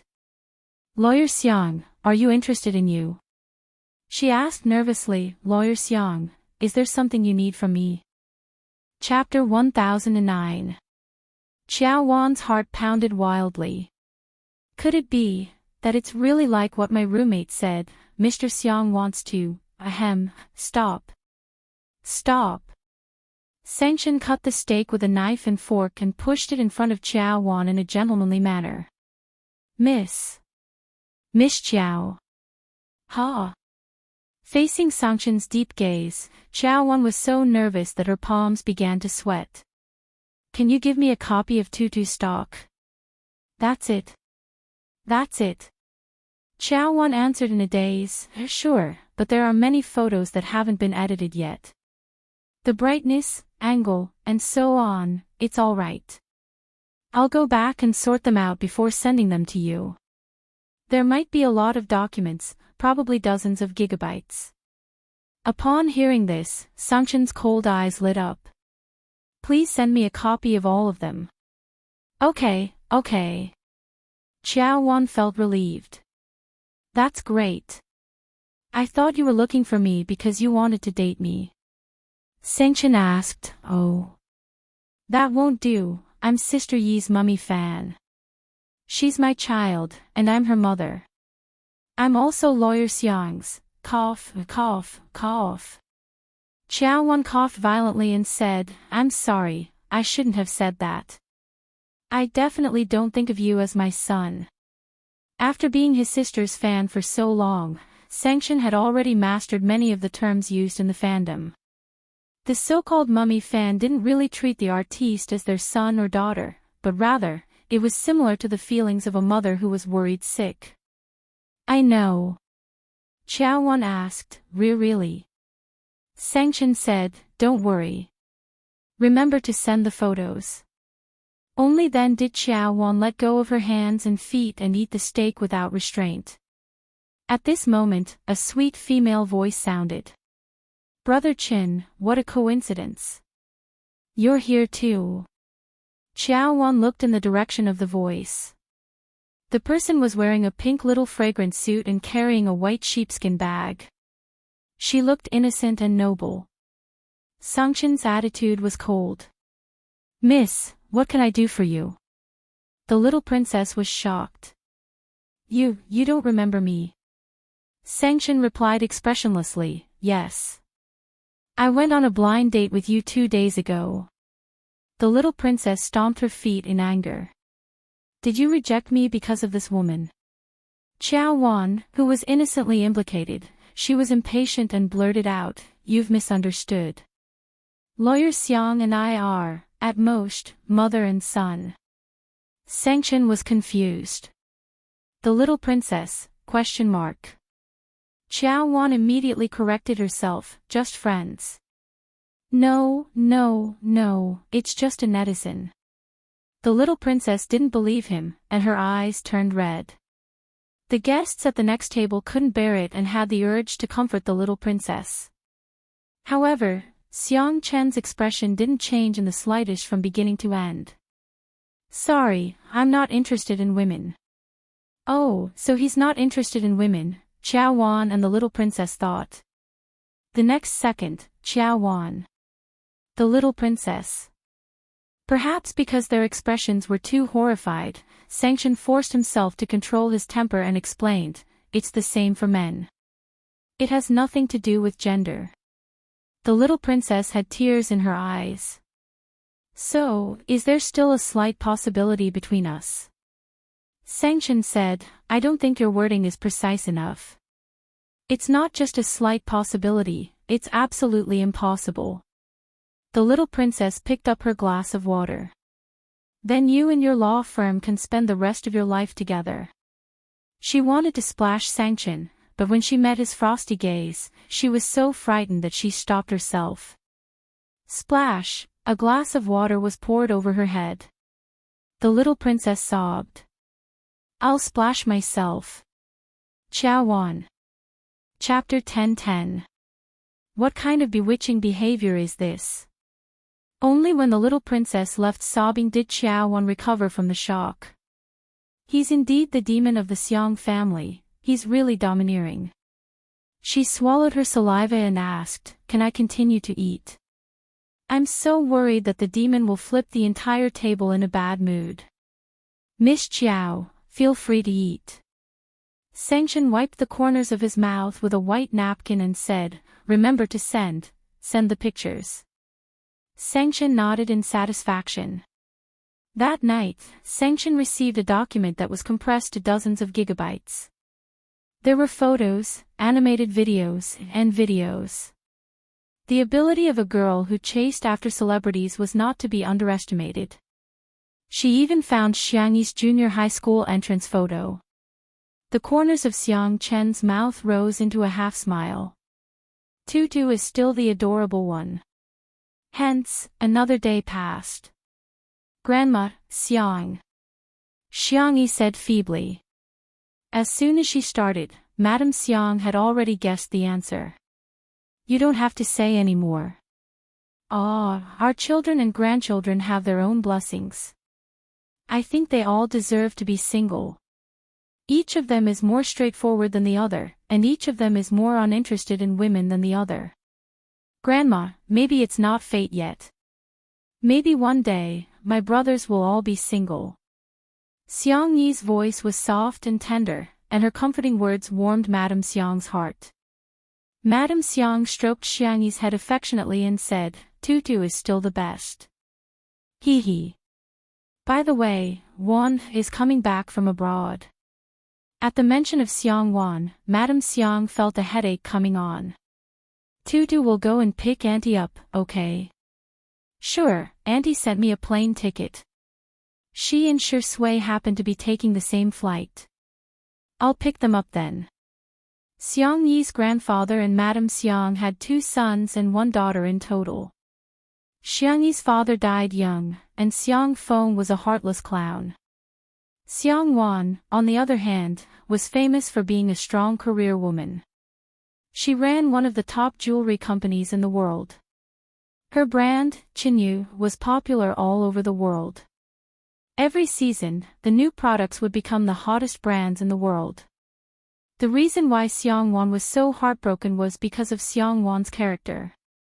To put it nicely, she was a straight girl. To put it bluntly, he was a bar spirit, he was like the reincarnation of Archimedes' lever. Every time she returned to the old mansion, there would be a bloodbath. She was an existence that even Sangchen, who was known as the Demon King, feared. 3 days later. Nanjing Airport. Xiangyi went out in casual clothes with no makeup on. She sat in the VIP lounge waiting for her aunt and boyfriend and knitted a scarf to pass the time. The girl's slender fingers were light and nimble, and the stitches were neat and exquisite. The wool ball grew bigger and smaller, and the scarf grew longer and longer. Even though she was sitting in the corner, the girl still had an attractive aura. Someone recognized Xiangyi and paced back and forth in front of the girl more than 10 times, hesitating whether to go up and say hello. After walking in front of Xiangyi for the 16th time, he finally mustered up his courage and said, "Sister E, hello. I am your fan. Can I take a photo with you?" Xiangyi said in a good-natured manner, "Sure." He heaved a sigh of relief and said, "Sister E, you're so nice." Just as she took out her phone, before she could take a photo, someone suddenly pushed her aside. It was an internet celebrity who was holding a phone stand and doing a live broadcast. "Wow, my babies, look at how lucky I am. I actually met Xiangyi. Sister E, say hello to my fans in the live broadcast room." Out of courtesy, Xiangyi smiled and nodded in greeting. However, the internet celebrity did not give up. She grabbed Xiangyi's arm and said, "It's fate. Sister E, you don't mind doing a live broadcast with me, right?" Chapter 10-11. Feeling a little uncomfortable, Xiangyi frowned and immediately withdrew her hand. The fan from just now was speechless. "If you're doing a live stream, so be it. Why did you have to bring Sister E along? It's a private schedule. How can you disturb her like that?" The internet celebrity said exaggeratedly, "Sister E didn't even say anything, so why are you making such a fuss? Do you think you're the only one with a mouth? Besides, Sister E is so nice, what's wrong with interacting with my fans?" As she said that, she pointed her phone at Xiangyi, wishing she could shove the screen directly into Xiangyi's face. The comments in the live stream were flooding in quickly. "Ah, it's Sister E. Forgive me for being blunt, but this host is a little rude. Oh my god, the camera is so close, but she still looks so good. This is the difference between a celebrity and an internet celebrity. I'm sorry, could you please do a live stream somewhere else?" Xiangyi persuaded in a gentle tone. The internet celebrity rolled her eyes and felt that Xiangyi was a pushover. She immediately made a decision. She was definitely going to go back on her word. In the past, her live stream would only have tens of thousands of viewers at most. However, after filming Xiangyi for a short while, the number of viewers had already reached hundreds of thousands. Xiangyi's super popularity was evident. Sister E, I just like you so much that I want to talk to you. Sister E, aren't you the most doting on your fans? Can't you satisfy such a small request?" The fan was speechless. "Are you spicy tutu? I think you're a fake fan. Why don't you tell me what Sister Yi's works are?" The internet celebrity couldn't say. Apart from two under one roof, she knew nothing about Xiangyi. She looked around and said, "Wow, Sister Yi's scarf is so good. Is it for Xiangyi? Let me touch it." Xiangyi quietly dodged, causing the internet celebrity to stagger and almost fall. She said unhappily, "Sister E is so petty. Isn't it just a scarf? I can't even touch it." Xiangyi slowly hooked the last stitch on the scarf, folded the scarf neatly, and looked up indifferently. Her clear doe eyes seemed to reflect the moonlight, unbelievably beautiful. "Miss, you don't want to leave?" Meeting Xiangyi's eyes, the internet celebrity felt a little flustered. However, when she thought about popularity, she felt that it was not a big deal to gain attention and gain popularity. What could Xiangyi do to her? Could it be that they could still fight? When that happened, the netizens would definitely flame Xiangyi. Feeling emboldened, the internet celebrity retorted, "Xiangyi, this is the VIP lounge. This is the treatment that I deserve after buying a first-class ticket. Xiangyi, are you trying to chase me away? Does he have any regard for the rules of the airline? Isn't he a little too self-centered?" The spacey tutu girls were speechless. What kind of lotus flower speech was this? How infuriating. On the other hand, the netizens who were watching the show were extremely excited. Fight! Fight! Under everyone's gaze, Xiangyi said calmly, "Okay, I understand." She lowered her head and seemed to have sent a message. Thinking that she was scared, the internet celebrity said, "Sister E, it'll be bad if the netizens misunderstand you. Why don't you explain it to everyone in my live stream?" Before she finished speaking, several flight attendants of the airline hurried over. Someone came to apologize to Xiangyi. "Miss Xiang, we're sorry to have caused you a bad experience." Someone also said to the internet celebrity who was doing the live stream, "Miss, your actions have violated the order of our VIP lounge. You have also violated other people's portrait rights and privacy rights. Please stop your actions immediately, or we will call the police and hand it over to our legal team. Thank you." Chapter 10-12. The number of viewers in the live stream exceeded 1 million. After being scolded in front of millions of people, the online celebrity felt embarrassed and flew into a rage. "I bought a first-class ticket. Why can't I do a live stream here? Aren't you guys taking special care of Xiangyi just because she's a celebrity? It's too much to divide the guests into different classes. I'm going to lodge a complaint against you. Xiangyi's family doesn't own the airline." The service staff interrupted her. "First of all, we treat all customers equally, unless they don't respect the passenger agreement. Secondly, Qingfeng Airlines is owned by Miss Yang's mother's family." The online celebrity was dumbfounded. The audience was dumbfounded. What? Did I hear wrongly? Damn it, I went to Google and found out that the largest shareholder of this airline is an Sister E, mentioned before that her mother's surname is also an. Amazing. What kind of Miss Perfect is Sister E?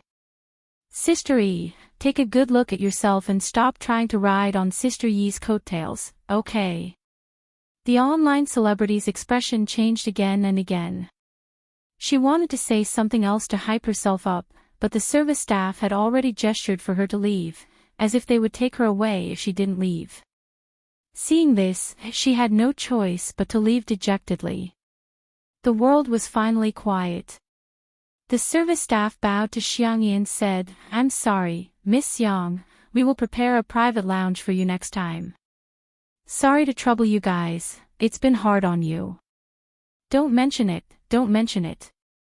Soon, the service staff left too.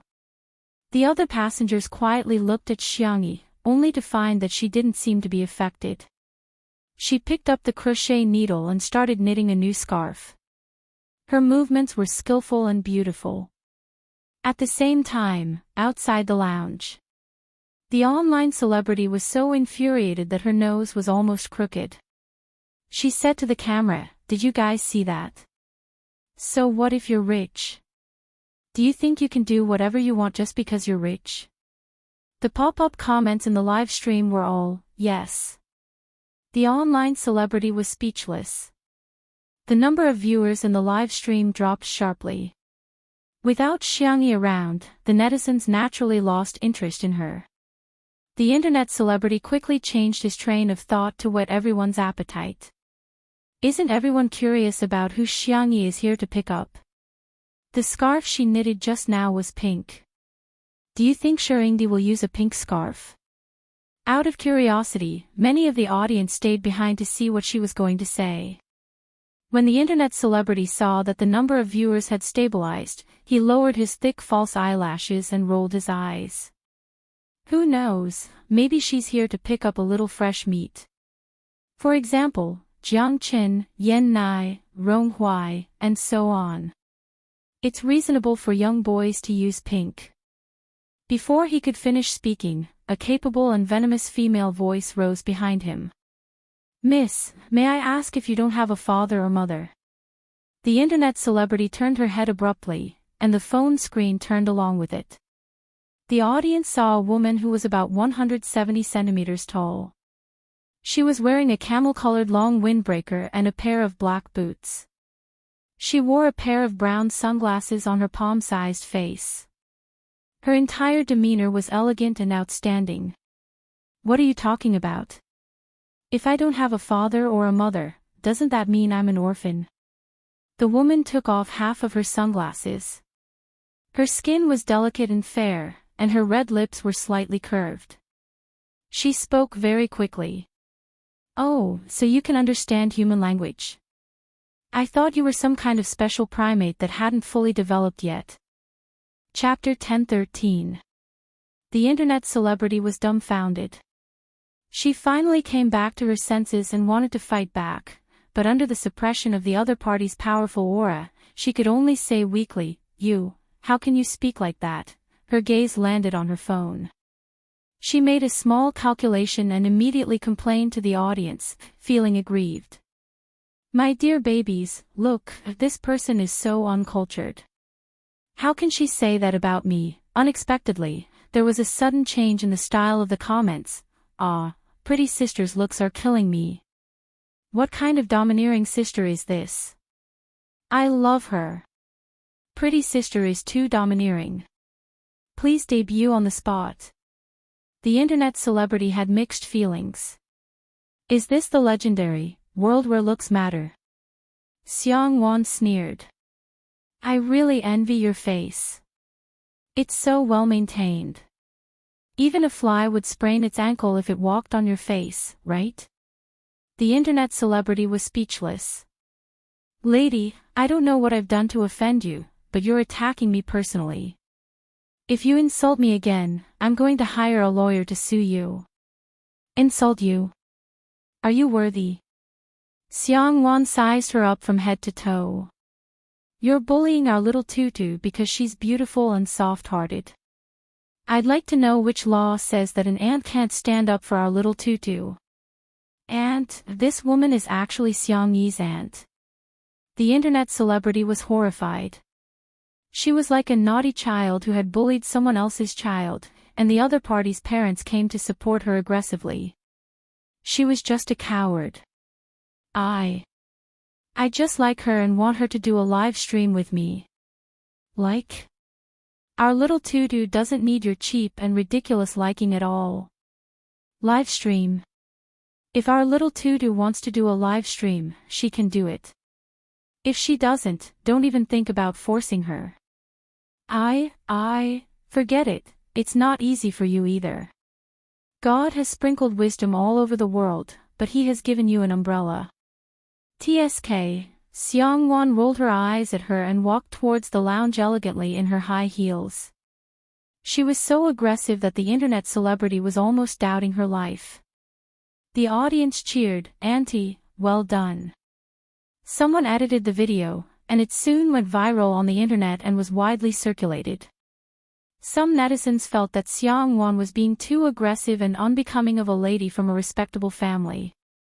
The spacey tutu girls, on the other hand, thought that they were really lucky to have an aunt like Xiang Wan who would stand by them unconditionally and protect them. Who doesn't want to be favored? Especially when he was favored by his family. Xiang Yi is really, blatantly favored by her family. Xiang Yi was knitting the scarf seriously when a smiling greeting suddenly came from above her head. Little tutu, how have you been? Xiang Yi raised her head abruptly. When she saw that it was Xiang Wan, she happily pounced on her. Aunt! Ayaya, our little tutu has grown taller again. Xiang Wan pinched Xiang Yi's cheeks and rubbed her cheeks. You seem to have softened. Xiang Yi. The girl's ears turned red. Auntie, there are so many people here, Xiang Wan sneered. I'll gouge out the eyeballs of anyone who dares to look. The crowd, who didn't dare to look in her direction because of her aura, trembled. The next second, Xiang Wan lowered her voice and asked quietly, Can I do it when there's no one around? Xiang Yi was speechless for a moment and sighed softly. Auntie, you're still the same as before. She used LSP the moment she spoke. Chapter 1014. The two chatted casually for a while. Xiang Yi looked down at the time and said, My boyfriend's flight has arrived. Auntie, wait here for a while. I'll pick him up and help him with his luggage. Wait, you're helping him with his luggage. Does he not have hands or legs? Xiang Wan said angrily. Xiang Yi said innocently, he's very delicate. I'm afraid he'll be tired. What kind of boyfriend did little Tutu find? Xiang Wan, who had lived abroad for a long time, did not know much about the domestic entertainment industry. Her impression of Shi Sui was also stuck at the time when he was a teenager. She pondered for a moment and said, if that's the case, I'll go with you. Ha! No, I can do it, Auntie. You can't. I can do it, I don't want you to think. I want me to think. Under Xiang Wan's insistence, Xiang Yi had to agree. The two walked through the VIP passage and saw Shi Sui at the end. The man had just gotten off the plane and was wearing a clean and warm white turtleneck sweater. He took out his phone from his trouser pocket, turned off the airplane mode, and sent a message to Xiang Yi immediately. Xiang Yi waved at him and said, Here. Shi Sui turned his head. After seeing Xiang Yi, the slightly sharp and cold aura around him disappeared. Like a frozen lake welcoming spring, his eyebrows and eyes were full of smiles. Xiang Yi stepped forward and said, I'll help you with your luggage. Shi Sui chuckled and said, Okay, then let's exchange. Xiang Wan, who was not far away, pursed her lips and was a little disgusted. However, when Xiang Yi took Shi Sui's boarding box, she found that the man's box was too light. On the contrary, her pile of wool was heavier. Why do you have so few things? I can't help it. I want to go home. While talking, the two walked to Xiang Wan. Shi Sui called out gently, Auntie. Xiang Wan flipped her long hair and said, Please don't. You haven't married into our family, so it's not appropriate for you to call me Auntie. Call me Madam Xiang. Auntie. Xiang Yi protested softly. Shi Sui chuckled and said, Miss Xiang. It's only 10 years. Xiang Wan put on a fake smile. I remember what you said at that time. I won't be tempted by any girl in this world. What does this mean? Xiang Wan knew that he was just being impulsive, but she still felt unhappy. Little Tutu is so cute, there is no pig in this world that is worthy of her. Shi Sui couldn't help laughing. Tutu is different. Tutu is a little fairy. Glib tongue. Shi Sui didn't defend himself. He walked through the VIP passage to the parking lot and opened the car door for the two ladies. After getting into the car, he took the initiative to pick up Xiang Yi's crochet needle and started knitting. He was actually knitting better and faster than Xiang Yi. Xiang Wan thought, I think I can do it too. She tried, but she couldn't even lift the needle, so she gave up on the spot. This is not something that can be done by humans at all. At the side, Shi Sui's fingers flew nimbly and cleverly. Xiang Wan said with a sharp tongue, You're inhuman. If it were anyone else, they would probably mind and get angry, but Shi Sui said gently, This is just a small trick. It's just a small trick.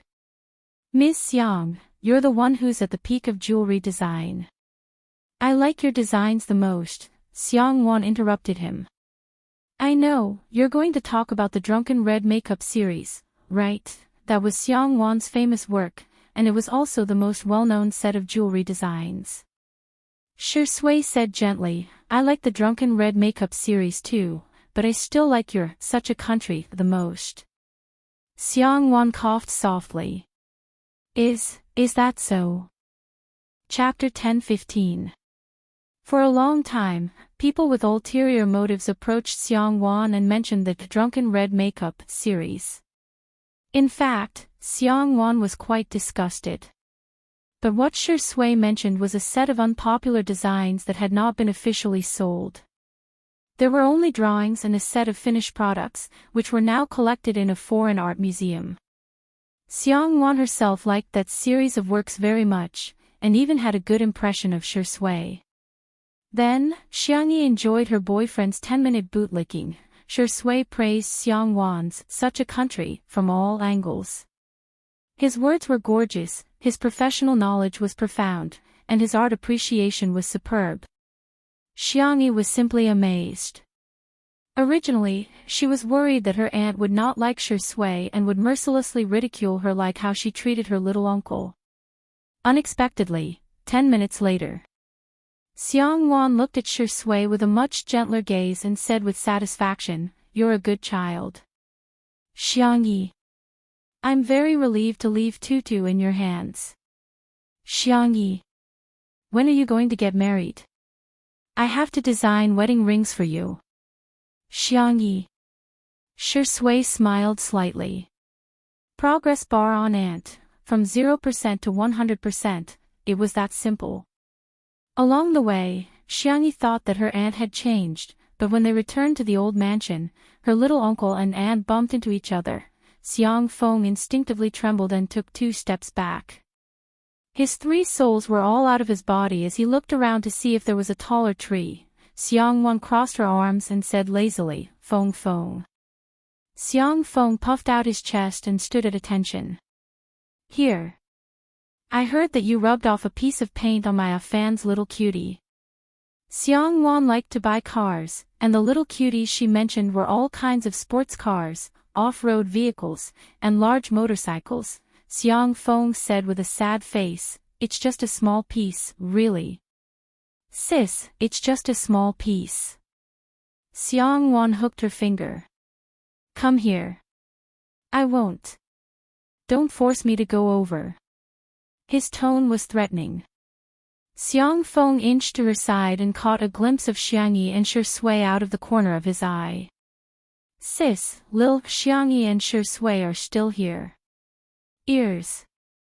Sis, come over here yourself. Xiangyi tugged at Shui's sleeve. Ahem, maybe you want to watch the clouds with me. Shui chuckled. My pleasure. Woo woo. Xiang Feng hunched over. The 1.8-meter tall man pitifully put his ear in front of Xiang Wan. Xiang Wan grabbed it and turned on her machine gun mode. Did you grow your head to look taller? His IQ is thinner than the oxygen in the Himalayas, and the pit in his brain is deeper than the Liana Trench. Where did he get the guts to touch my little cutie? Cry, cry, cry your head. I dare you to cry one more time. Squat down, put your hands on your head, and do 100 frog jumps. Xiang Feng, Weiik, compared to Xiang Wan, even the great demon King Sanction seemed gentle and cute. After the frog jumps, Xiang Feng was already a cripple. Trembling, he used his last breath to send a voice message in the group. Xiang Wan is back. Xiang Yu, horrifying. JPG. Xiang Qi, help, demon, my little aunt. Xiang Li, sanction. The next second, a message popped up in the group. Xiang Wan, I'm smiling in the group. For a moment, everyone was in danger. Xiang Yu has withdrawn a message. Xiang Qi has withdrawn a message. Xiang Li has withdrawn a message. Only Sanction hadn't withdrawn a message. Xiangyi and Shui whispered to each other, Big Brother is still the best. A moment later, a message appeared on the screen. Sanction has left the group chat. Everyone. Chapter 10:16. Big Brother actually left the group chat. As expected of the woman whom even the demon is afraid of, help, in the living room of the old mansion. Xiang Wan clicked her tongue and said, I haven't taught Chin Chin a lesson in a long time. I wonder how his ears feel now. Xiang Yi shivered. Auntie is too strong. Xiang Feng, who was at the side, seemed to be facing a formidable enemy. He moved closer to Madame Xiang and complained like a primary school student. Mom, look at her. She's a girl. How can she be so shrewish and barbaric? She won't be able to find a boyfriend. Madame Xiang pretended to be deaf. What are you talking about? I can't hear you clearly. Hello? Xiang Feng was speechless. Mother, your acting is so clumsy. She sneered. I'm shrewish. Barbaric? Xiang Feng shivered. No, no, sister, you're clearly the most gentle, beautiful, and adorable woman in the world. It could be said that he had a strong desire to survive. Xiang Wan flexed her wrist and said, Come here. Xiang Feng felt a dull pain in his ears again and tried his best to hide behind Madame Xiang. Madame Xiang wanted to say something but hesitated. Don't come over, I'm scared too. When Xiang Wan started to ridicule her own mother, she was also very sharp. Mom, you're spoiling him too much. He's already in his 30s, but he doesn't behave properly every day. He secretly orders junk food deliveries behind your backs. Not only does he eat it himself, he even brought Tutu to eat junk food. What kind of behavior is that? He's instigating a crime. Madame Xiang's gaze turned cold and she looked at Xiang Feng. Go over. Xiang Feng was speechless. Mom, you don't love me anymore, Xiang Feng's wails echoed in the living room. In order to hide from Xiang Wan, he jumped up and down in the room. Xiang Yin reprimanded him, but the corners of his mouth curled up. We're a family. It's better to be lively. As for Xiang Feng getting beaten up. How dare he bring Tutu to eat junk food? He deserves it. After a long period of chaos, Xiang Wan gracefully sipped her afternoon tea. Xiang Feng stood at the door, carrying a small suitcase. I can't take this anymore. I want to run away from home. Don't stop me. The living room was so silent that one could hear a pin drop. Xiang Feng put his hand on the door frame and asked, unwilling to give up, Are you really not going to make me stay? Madame Xiang, oh. Xiang Yin said, oh. Xiang Wan said, Hurry up and leave. Xiang Yi said softly, Little uncle, remember to come back for dinner if you're hungry. Xiang Feng's eyes were brimming with tears. Little Xiang Yi was still the best. What a heartwarming little cotton-padded jacket. Uncle didn't spoil you for nothing. The next second, he heard the little rabbit say, If you're not hungry, then don't come back. Otherwise, Auntie will beat you up again, Xiang Feng, I'm not afraid of her. I was just giving her face, that's all. Humph. He flicked his sleeves and left. No matter how one looked at his back, it was lonely. As soon as Xiang Feng left, the housekeeper came in and reported, Young miss, there are 2 girls outside. They claim to be your junior high school classmates. Ha! Xiang Yi got up and said, I'll go take a look. Xiang Wan frowned, but she didn't stop her. Shi Sui seemed to have sensed something and asked in a low voice, Why has Tutu never mentioned her classmates? Wow, this mansion is really grand. Yeah, I didn't expect Xiang Yi's family to be so impressive. Building a mansion in a place where every inch of land is expensive is really not something that can be done with money. The 2 young girls chattered non-stop. When they saw Xiang Yi, they greeted her enthusiastically. Xiang Yi, do you still remember us? Xiang Yi said indifferently, Sorry, I don't remember. Chapter 10:17. No way, you actually don't remember us. We were your middle school classmates. Girl A's tone was exaggerated, as if Xiang Yi had done something unforgivable. Girl B blinked and said sympathetically, Xiang Yi, don't tell me you're still holding a grudge over what happened back then. Okay, we'll apologize to you, okay? A few big question marks appeared on Xiang Yi's little head. When she was young, her grandparents took care of her. The 2 of them liked to live in different cities for a while, so she transferred schools many times in middle school and high school. In addition, she kept skipping grades, so she didn't remember many of her classmates. At that time, all her time was filled to the brim. In addition to studying, she also had to study medicine and Sanxian. Occasionally, when she had free time, she would run off to study gardening, cooking, and so on. Now that two girls suddenly appeared and said they were her classmates, Xiangyi really didn't have any recollection of them. Girl A said unhappily, Xiangyi, you're too petty. Didn't we just bully you back then? Why are you still holding a grudge?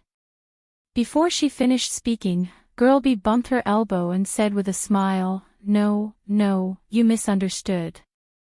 We were just joking with you back then. Girl A suddenly sobered up and quickly corrected herself, Yes, we were just joking with you. Do you have to hold a grudge over it for so many years? Xiangyi's eyes were tired. She felt that it was better to knit a few more scarves than to waste time talking nonsense with them. So. Ahem. We're already here. Can't you even let us drink a cup of tea? Is this how the Xiang family treats their guests? Girl A's words were meant for the housekeeper. She thought that the Xiang family's housekeeper would definitely be smooth and slick and take care of everything. He would definitely let them in. That way, the two of them would be able to bring up the matter of the invitation letter. Unexpectedly, the housekeeper was expressionless. Young miss, are they really your classmates? I don't know either. Girl A was anxious. How could we lie about something like this? Girl B was more shrewd. She took out a school badge from her bag. This is Xingyin Junior High School's badge. I've been keeping it. Xiangyi tried to recall. I think I studied in that school for about a month. That's right. We're your classmates from the class next door. The butler was speechless. How could they be considered classmates? But then again, Little Miss was always bullied by her classmates in the past.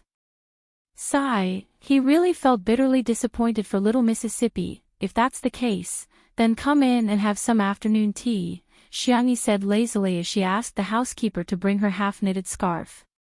In the courtyard, a young girl yawned.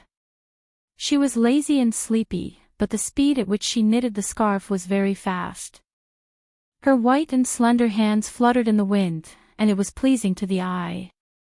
The butler served the three of them English tea and French desserts, bowed, and left. Girl A took a sip of tea and praised, Xiangyi, your tea is so good. Wow, this dessert is so beautiful. Can I take a picture? Feel free.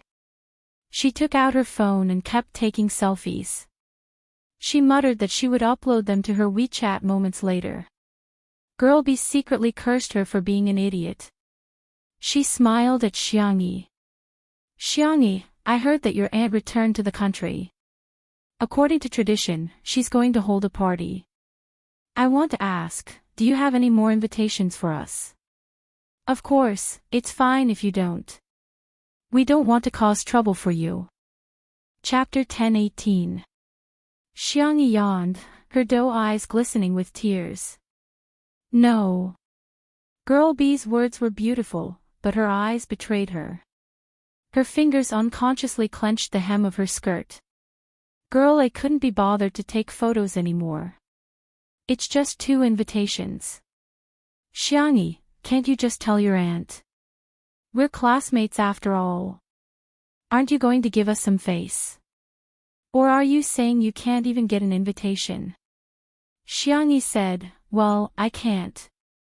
I'm useless. I can't get one. No way, how can you be so mean to yourself? Girl A was impatient and wanted to say more, but Girl B kicked her calf under the table. She immediately shut up. Xiangyi, do you still remember the Lover's Lake and the cherry blossoms at Xingyin High? A lot of people go there now. Girl B changed the topic as if nothing had happened. Girl A suddenly realized. So they're trying to play the emotional card. Thus, the two of them started to reminisce about their so-called youth with Xiangyi. As they chatted, Xiangyi casually asked a few questions and got the whole story. Xiangyi, we didn't mean to ignore you back then. Yeah, we didn't mean to lock you in the bathroom. Besides, didn't you kick the door open yourself? We didn't mean to report you either. You received too many love letters and gifts, so you were targeted by the dean. Xiangyi fell into deep thought. Back then, was she bullied in school? In the living room. That's pretty much it. Tutu used to be bullied in school. Fortunately, she was slow and never thought that others were bullying her. Xiangwan blamed herself when she talked about the past. Xiangyi changed schools many times, but she never had any lingering feelings. At first, the Xiang family didn't think much of it, but later on, they found it strange. It seemed like she never had any friends. It wasn't until one time when Xiangwan secretly went to the school to see Bunny that she realized what Xiangyi had gone through. On the surface, Xiangyi was a popular figure in the school and was very popular. In fact, all kinds of cold violence, soft violence, and verbal violence emerged one after another. Xiangyi was very polite to everyone, but because she was too busy to socialize, she kept a distance from her classmates. In the eyes of her peers, Xiangyi was arrogant, cold-blooded, and condescending. Therefore, some people were like rats in the dark, secretly doing things that could not be exposed. Thinking about it now, Xiangwan still felt angry. Although she had already taught those scumbags a lesson behind Xiangyi's back, Lin Mingya knew that Lin Mingya was not a good person. Shi Sui pushed his glasses up with his fingers, the lenses reflecting coldness. He slowly stood up and walked towards the courtyard. Xiangwan thought about it and walked out with him. The two of them stood on the steps and heard the conversation of the three girls in the courtyard. Xiangyi, we were just joking back then. Now that I think about it, isn't it funny? Please don't take it to heart. Forgive us, okay? Hearing this, Xiangwan couldn't take it anymore. She rushed forward in her slippers, and her flats gave off a swift and decisive aura. She quickly grabbed the hair of the two girls and said, "What are you doing?" "Joking. You guys look like a joke to me. Forgive." "Why should I forgive you? Who do you think you are? Your existence is probably to prove the validity of the biological diversity theory. Our tutu has my protection, understand?" Chapter 10:19. The two girls were so frightened that their faces turned pale and they shrieked. "Ah!" Xiangwan let go of the two girls in disgust and wiped her fingers carefully with a wet towel. The two girls' meticulously styled hairstyles were now a mess and they looked rather pathetic. Girl A was furious. "Who are you? Who are you to treat us like this?" Facing Xiangwan's bright and beautiful face, the rest of the words were automatically silenced, and no sound could be heard. "She's actually the daughter of the Xiang family," Girl B apologized meekly. "Miss Xiang, we didn't do it on purpose. If we've disturbed you, we're really sorry." All right. You're already a 1,000-year-old fox, so why are you still acting like a little white lotus?" Xiangwan rolled her eyes. "Back then, weren't you the one who led the pack to isolate us little bunnies?" Xiangwan had never liked scheming people like her. Under Xiangwan's domineering aura, Girl B's face turned paler and paler. Cold sweat kept seeping out of her forehead and her foundation was a little mottled. Xiangyi was confused. Isolated. Xiangwan was confused. "Don't you know that you've been isolated before?" Have I?" Xiangyi asked with uncertainty. Xiangwan was speechless. Should I say that being heartless is an advantage or a disadvantage? Actually, when I was a student, I never paid attention to things like social relationships. Xiangyi said in an obedient and soft voice. As long as my heart is firm enough, the disturbances of the outside world won't affect me at all. Besides, they can't bully me. Girl A sobbed. Yes, we locked her in the washroom but she kicked the door open and smashed the few of us. We gossiped about her but she didn't care at all. Instead, we were beaten up by the school bully. By the way, she even has a fan club. We were scolded for a long time. We reported that she was in a relationship and the dean not only punished her but also found the informant. During the flag-raising ceremony, a large group of us took turns to read the flag. Xiang Yi was speechless. Xiang Wan, listening to the girl's tearful complaints, those who did not know the truth would probably think that she was the one who was bullied. Don't be an eyesore here. Scram. Xiang Wan's sharp eyes swept over them, and the two girls trembled like quails. You support me, I support you, and quickly leave. Xiang Wan pretended that nothing had happened and wanted to go back to the living room, but Xiang Yi grabbed her wrist. Auntie. The young girl's eyes were curved and her dimples were shallow. Didn't you say before that you didn't care about me at all? Then how did you know that I was bullied? Xiang Wan said stubbornly, I don't care now. As soon as he opened his mouth, he sounded like an old tsundere from the Xiang family. But you helped me teach them a lesson just now. Are you seeing things? Your aunt is already an adult. Do you think I'm the kind of person who would stand up for the younger generation and fight with a little girl? Xiang Yi laughed out loud and held Xiang Wan's arm, leaning her head on her shoulder. Auntie, you're so good. She was so lucky to have such a family. On the surface, they supported her, but in the dark, they protected her so that she could grow up without any worries. Although she had lost her parents' love, she had received a lot of love. She inadvertently looked up and met Shi Sui's gentle and clear eyes. The young girl's smile deepened. There was now one more person who loved her in this world. Dad, Mom, you can, rest assured. Chapter 10:20. A few days later. One of the directors managed to contact Xiang Yi through Director Yan and Li Jinyu's connections. A live stream party. Yes, the netizens are now very interested in the lifestyle of the wealthy. Of course, we also learned that the invited socialites also want to use this opportunity to increase their influence. The director rambled on. Xiang Yi went to ask for her aunt's opinion. Xiang Wan was quite open-minded and had always liked new things. Hence, the live stream was quickly finalized. When the invited socialites found out that the party was going to be live-streamed, they put in even more effort to prepare for it. There were already several who fought over Xiang Qi's handmade haute couture dresses. On the day of the party, Xiang Yin and Madame Xiang preferred tranquility, but they would always accede to their daughter's requests. The two of them went on a day trip accompanied by their future grandson-in-law, Shi Sui, and vacated the old mansion to host a party for Xiang Wan. The decoration style was simple and refreshing, with floral patterns, lace, bows, and other girly elements as embellishments. At 10:00 in the morning, the live stream began. Countless curious netizens swarmed in, wanting to see what the gathering of the top socialites was like. The director was well aware of the public's psychology. Several cameras were filming the details of the banquet from different angles. The comment section was full of exclamations from the netizens. Damn, they're actually using real flowers. I've seen this flower in a florist before. It's a cream-colored lily of the valley imported from France. Each flower costs 2 digits, but the Xiang family is actually using them as decorations.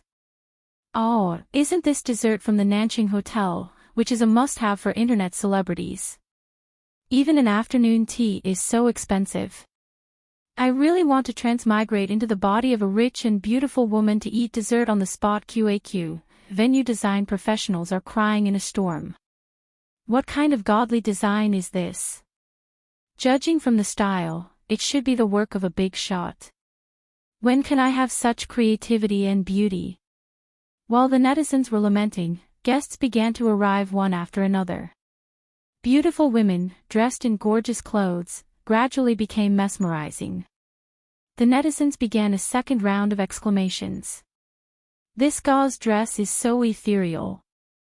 Damn, isn't this Brand D's spring fashion show next year? Someone actually bought it now. Sure enough, a gathering of top socialites is even more impressive than a celebrity walking the red carpet. Even A-list celebrities have to beg to get their hands on a high-end set, but the entire venue is filled with, of course, most netizens only had one thought: sob, sob, sob, Sister E, baby, where are you? Only God knew how difficult it was to catch a glimpse of Xiangyi. It was only then that everyone realized how blissful it was to watch Xiao Po's live stream. After waiting for a long time, there was still no sign of Xiangyi. However, the netizens were waiting for Xiang Wan to appear. She said a few simple words and raised her glass. Everyone at the scene raised their champagne glasses. It wasn't an exaggeration to say that the moment Xiang Wan appeared, many daughters of the world's top companies and princesses of small countries were compared to her. She was simply like a maid next to a young lady in a movie or TV series. That was the aura of a real socialite. Others could at most imitate her clothes, but they could not imitate the noble charm in her bones. Amidst the endless calls, the camera turned and caught sight of Xiangyi's figure. The girl was wearing a blue and white checkered skirt, a ginger fisherman's hat, and a strawberry knitted bag. She looked simple and casual, as if she had come for a picnic. Like the moon surrounded by stars, she was surrounded by several tall and handsome figures. Xiang Yuk, Xiang Qi, Xiang Li, Sengchen, it was rare that the brothers of the Xiang family were all there. The live stream instantly exploded. Chapter 1021. Which fairy tale book wasn't closed properly? That's why our little princess walked out. Xiang Yi is really God's favorite child. She's beautiful and her 4 brothers are as good-looking as top idols. I'll show you guys how to grow lemons. Sister E, I'm your sister-in-law. Second sister-in-law is here to report for duty. Third sister-in-law must have a name. I'm fourth sister-in-law. Did I say anything? All of a sudden, sister-in-law's fans appeared and the live stream was comparable to a large-scale reunion party. They were allowed to bring a male partner to the party today, but Shi Sui had posted on Weibo in the morning that he was going out with Xiang Yi's grandfather, Madame Xiang. So here came the question. Someone raised the question of soul interrogation: who will Xiang Yi dance with during the opening dance later? All of a sudden, the live stream turned from a reunion party to a place for bets. I'm betting on Big Brother. The little princess vs the big demon, what a match. I'm betting everything on second brother. White versus black will win. I'm betting everything on Big Uncle Xiang. Due to the fact that there were too many words such as betting and going bankrupt, the internet police even came to the live stream and almost caught the gamblers online, on a small island. The sightseeing bus was cruising slowly under the shade of the trees. There were banana trees and coconut trees everywhere along the road, making the scenery extremely beautiful. Madame Xiang was watching the live stream on her smartphone with a big screen. She said smilingly, I wonder who Tutu will choose. Xiang Yin humphed and said, it's the same no matter who she chooses. Boring. Madame Xiang said in disdain. She looked at Shi Sui and said, Sui, it's been hard on you to accompany us on this trip. Shi Sui was wearing a clean white cotton linen shirt and looked like a fledgling college student. He said with a faint smile, Grandma, it's my duty to accompany you guys. Aren't you curious who Xiang Yi will dance with? I bet, Shi Sui whispered a name. Xiang Yin pricked up his ears but didn't hear it clearly. He asked anxiously, who is it? Madame Xiang said in displeasure, don't you think everyone is the same? Shi Sui said at the right time, Grandpa, Grandma, why don't we make a bet? The loser will treat the winner to coconut. Xiang Yin didn't care about coconut, but when he heard about the bet, he immediately got excited. I'll bet on boss. With sanctions the demon, the others will cower.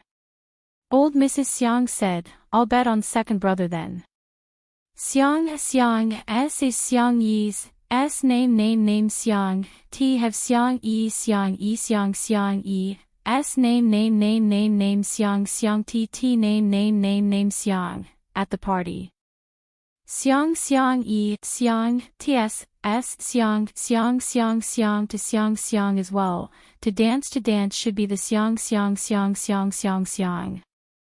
Although each invited socialite had brought a male partner, the opening dance was free to form a team, which added to the uncertainty. It made people look forward to it, but also made them feel uneasy. Hence, it became even more exciting. Xiang Wan was in charge of the opening dance, and as in previous years, she danced with Xiang Feng. Xiang Feng grimaced in pain, but he didn't dare to make a sound. He could only whisper aggrievedly, "Sis, so many years have passed, but your dancing skills are still as good as ever, huh?" Xiang Yi gave him a meaningful look. Xiang Feng shuddered and said, "You're still the same. You're getting better and better. Be good, I won't pull your ear today." Xiang Feng was extremely touched. "Sister, you're an angel." Chapter 1022. The camera captured this scene and broadcasted it live. The netizens couldn't help laughing. Xiang Corporation's Feng Feng, do you still remember that you're a domineering CEO? You even had your ears pinched by your sister. Shame on you. On the other side, the four brothers of the Xiang family were fighting over Bunny to dance. "I'll go first." "Why should you go first?"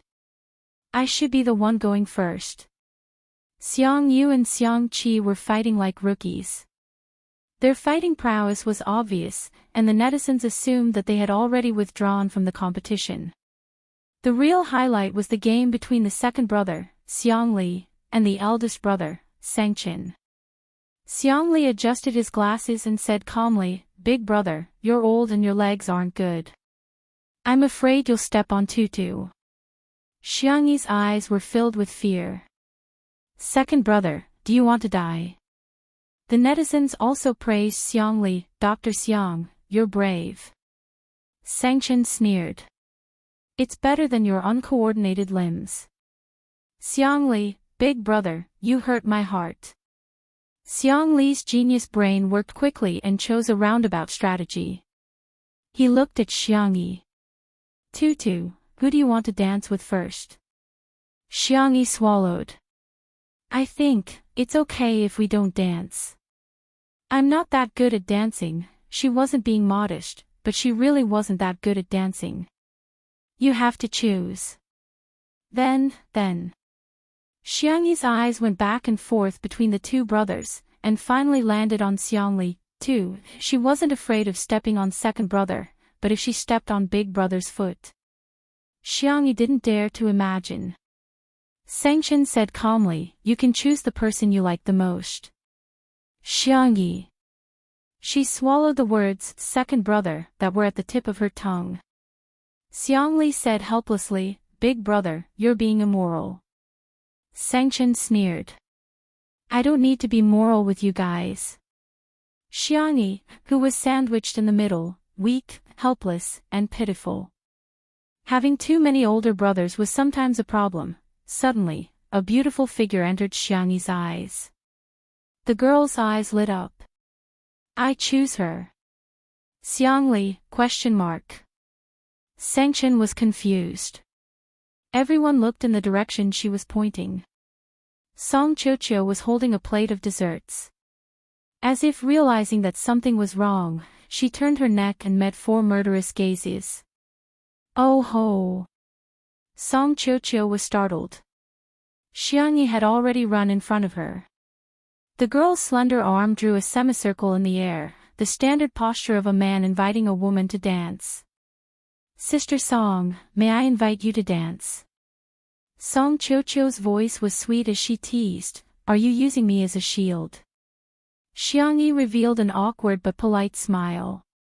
"Who asked me to like our tutu?" Song Qiuqiu gracefully hugged Xiang Yi and gave her a sweet wink. "Let's make it clear, I'll do the male step, and you'll do the female step." Xiang Yi's ears turned slightly red. "Ha! The live stream viewers. Brothers and sisters, the new cult couple has appeared. As a result, the crowd watched as the two beautiful girls hugged each other and joined the crowd for the opening dance. Without a filter, the scene still looked like pink bubbles. The cameraman specially gave the Xiang brothers a close-up. The depressed expressions on their faces were so realistic. However, Song Chio was their future little aunt. They could ignore their little uncle, but they still had to respect their little aunt. Ha ha ha, our tutu is so clever. Madame Xiang clapped and laughed. Old man, hurry up and buy coconuts for Sui Sui. Chapter 1023. Xiang Yin looked like an old man on the subway who was staring at his cell phone. How did this happen? How did this happen? He couldn't figure out why the two girls could dance with their arms around each other and why there were so many people cheering in the comment section. Old man, you have to admit defeat. Xiang Yin pursed his lips and reluctantly paid for the drinks. Shi Sui inserted the straws one by one and handed them to Xiang Yin and Madame Xiang before picking up her coconut. Thank you, Grandpa. Xiang Yin drank a few mouthfuls of coconut juice and said earnestly, Sui Sui. The way he addressed her made Shi Sui's hands tremble slightly and she almost dropped the coconut. The waves in the distance were rolling, just like Shi Sui's mood at this moment. Grandpa, huh? You'd better pay more attention in the future. We can't let other men abduct Xiang Yi. Similarly, we can't let other women abduct her either. Shi Sui couldn't help but burst into laughter. The feeling of being acknowledged and cared for seems to be pretty good. The dance was over. Song Chio held Xiangyi's waist with one hand and gently pinched Xiangyi's little face with the other. Because of this action, the audience applauded loudly and the viewers of the live stream were in a frenzy. Let's go to school together. When I was a child, I wanted to be an astronaut. When I grow up, I want to be an anthropologist. I can watch this face pinch 10 times. Sister Tian x Sister Tian, the sugar content is way over the line. Xiangyi skipped back to her brothers and reached out to Xiangqi. Xiangqi, my bag. The strawberry knitted bag on her back was stitched by Xiangqi with great care. Even the strawberry leaves were vivid and lifelike. Do you want it? Xiangqi waved the strawberry bag in front of her. Praise me with at least 200 words. Xiangyi was amused. Xiang Yin, you're so childish. However, she still cooperated and began to suck up to him. Xiang Yin, you're a stunning beauty and an immortal designer. You have a unique sense of aesthetics. Xiangqi beamed with joy and helped her carry her bag. Oh right, big brother, my phone. Xiangyi looked at her fourth brother, Xiangyu. Before the dance, she had given her bag to third brother and her phone to fourth brother. Xiangyu followed suit. 300 words. The girl hesitated for a few seconds before deciding to praise him. Big brother, you're the light of esports, the #1 sniper in the country. The way Big Brother fights, your every move is like a pictorial. After much difficulty, she finally managed to scrape together 300 words. Exhausted, the young lady finally took back her phone. She felt her mouth go dry, and suddenly there was a glass of lemon soda in front of her. Second brother is so gentle and considerate. Xiangyi raised her hand to take it, but Xiangli raised his cup and smiled like a spring breeze. It's my turn. Xiangyi, this, Xiangli lowered his eyelids. Is it because I'm not worthy? You don't deserve my sister's praise. Of course not. Then 500 words. In order to scrape together 500 words, Xiangyi could be said to have racked her brains and used up all the adjectives she had in her life. Big brother is an amazing genius. His IQ is outstanding, and he's also black-bellied, meticulous. After much difficulty, she finally drank the water that her second brother brought over. Suddenly, a deep and cold voice sounded in her ears. What about me? Xiangyi turned her neck stiffly and met her eldest brother's dark eyes. Big brother, I really can't do it, ha. He smiled with 3 parts coldness, 3 parts indifference, and 4 parts indifference. The little rabbit trembled. I think I can do it again. 800 words. Ha! Don't repeat it with them. Xiangyi wanted to cry but had no tears.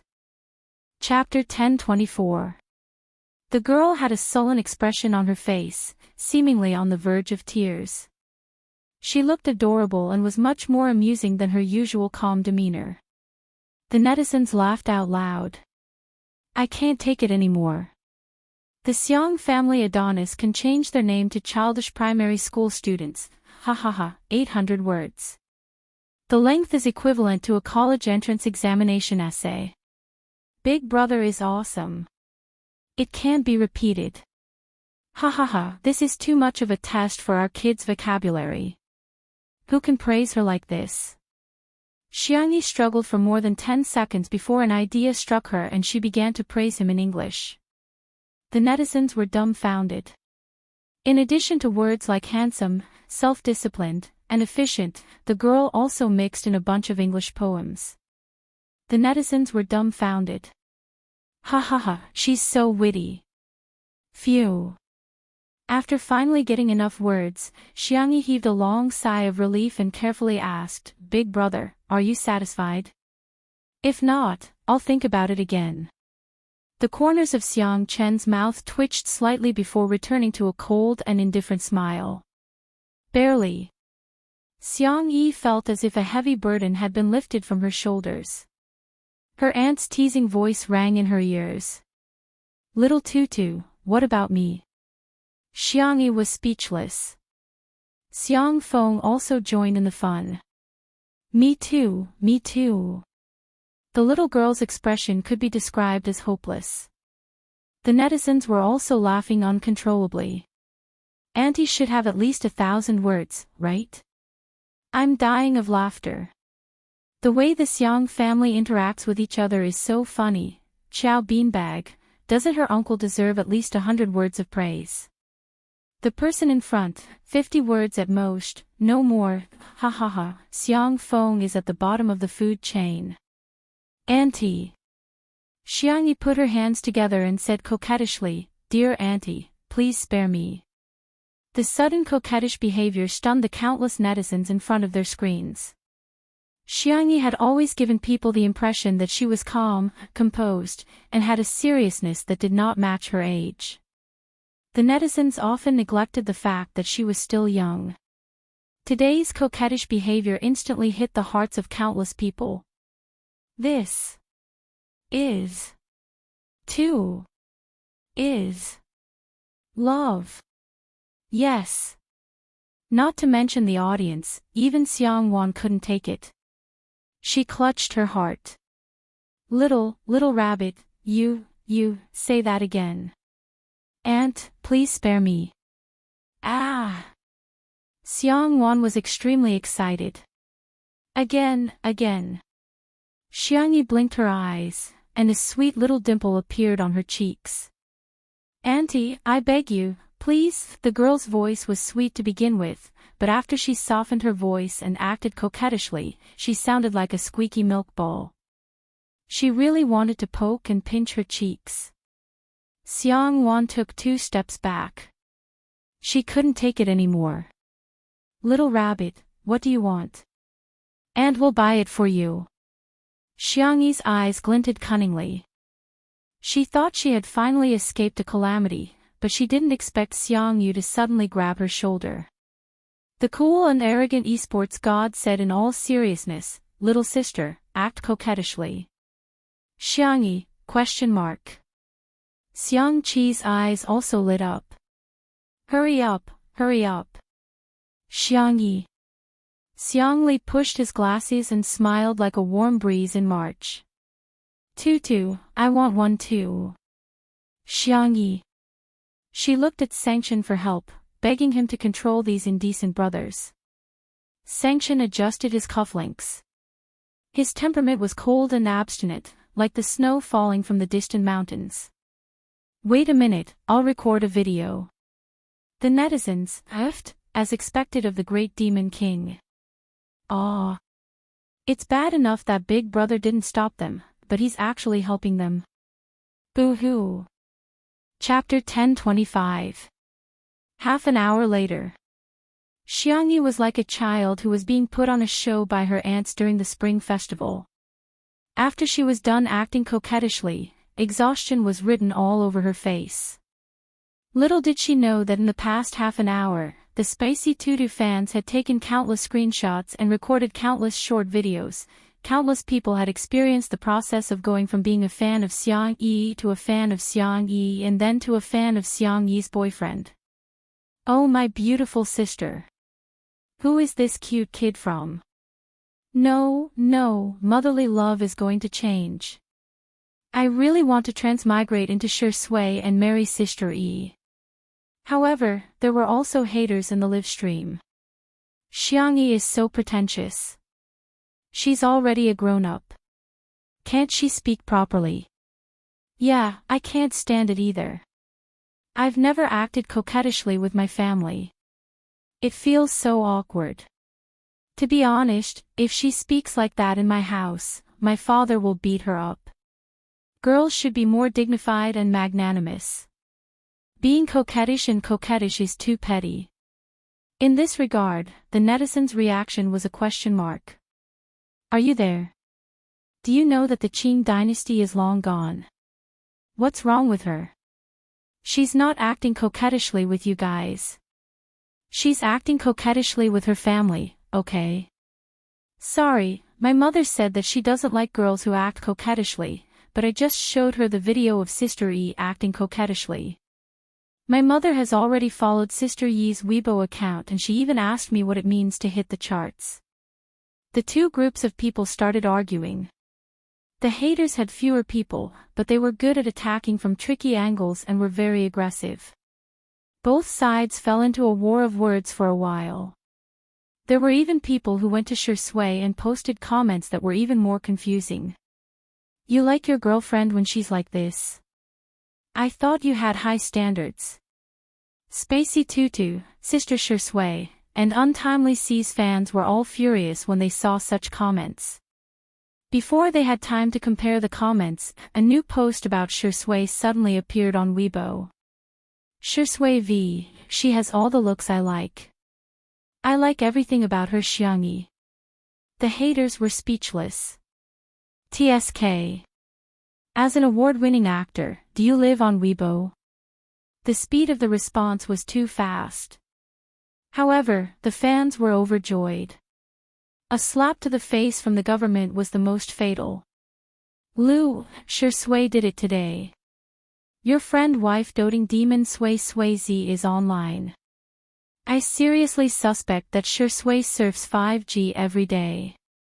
Pay close attention to Sister Yi's every move. Some netizens joked and commented, Sister E acted coquettishly in front of her four brothers. She was just short of acting coquettishly in the arms of her lover. When we go back, we have to let Sister E make up for it. A few seconds later, a system notification appeared. Shui liked this Weibo post. The netizen. He imagined Xiangyi's soft and tender body nestled in the arms of a refined, ascetic man, and her delicate and coquettish appearance. How indescribable would that be? On this day, Untimely C's fans went crazy. All sorts of immortals and madams were pouring out food. Fan fiction, Q maps, short videos. The couple's fans were cheering with tears in their eyes. At the same time. At the party, it was time for the group photo session. The most eye-catching ones were naturally the Xiang family. In order to compete for the spot next to their younger sister, the Xiang brothers went back and forth and engaged in a verbal battle. In the end, Sanction won one spot with his absolute strength, while Xiang won the other spot by crushing Sanction. Xiang Qi said in a pained tone, "It's too hard for the three of us." Xiang Li and Xiang Yu nodded in agreement. Xiang Feng was speechless. Isn't he human? Chapter 1026. Xiang Feng's expression was so vivid that the netizens started another round of merciless ridicule. Ha ha ha, Xiang Feng is so pitiful, the most transparent and domineering CEO in history.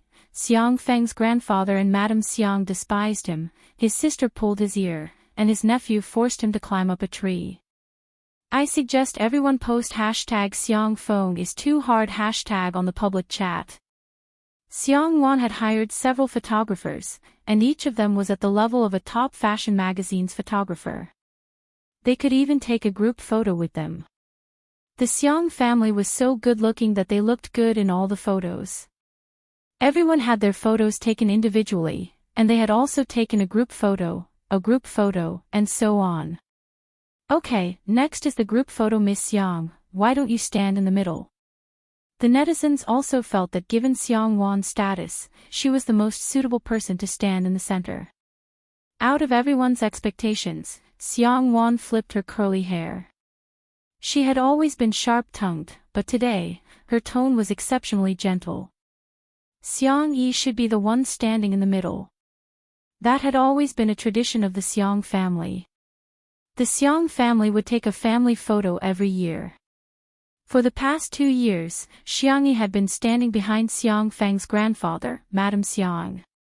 When Xiang Yi was a child, Xiang Feng's grandfather, Madame Xiang, would hold her in his arms for the photo. The photographer was secretly surprised, but he remained calm on the surface. Let's get started then. Let's take a traditional photo first, and then a more interesting one later, okay? The shutters clicked, and the netizens in front of the screen were also frantically taking screenshots. The screen was filled with good-looking men and women who were comparable to the top celebrities in the entertainment industry. The fans who were obsessed with good looks were about to faint. Every frame could be used as the cover of a magazine.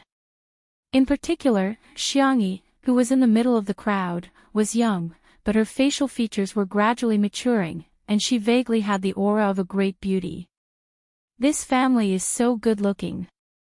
Xiang Feng's grandfather, Madame Xiang, was also super good-looking.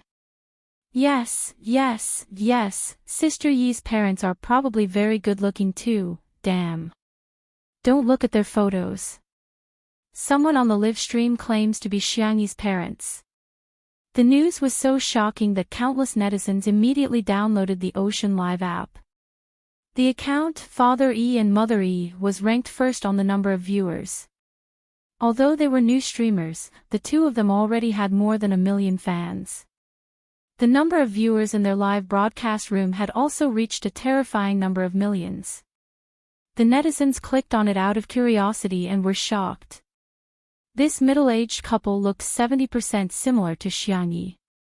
What was going on? Could they really be Sister Yi's parents? The two of them chatted casually with the netizens. When they saw more and more people in the live broadcast room, they suddenly cleared their throats. Today, we're doing this live stream mainly to expose one thing. The man who called himself Father E sat up straight and said, actually, Xiang Yi isn't my biological daughter. She was adopted. Mother E sobbed and said, I was blinded by greed.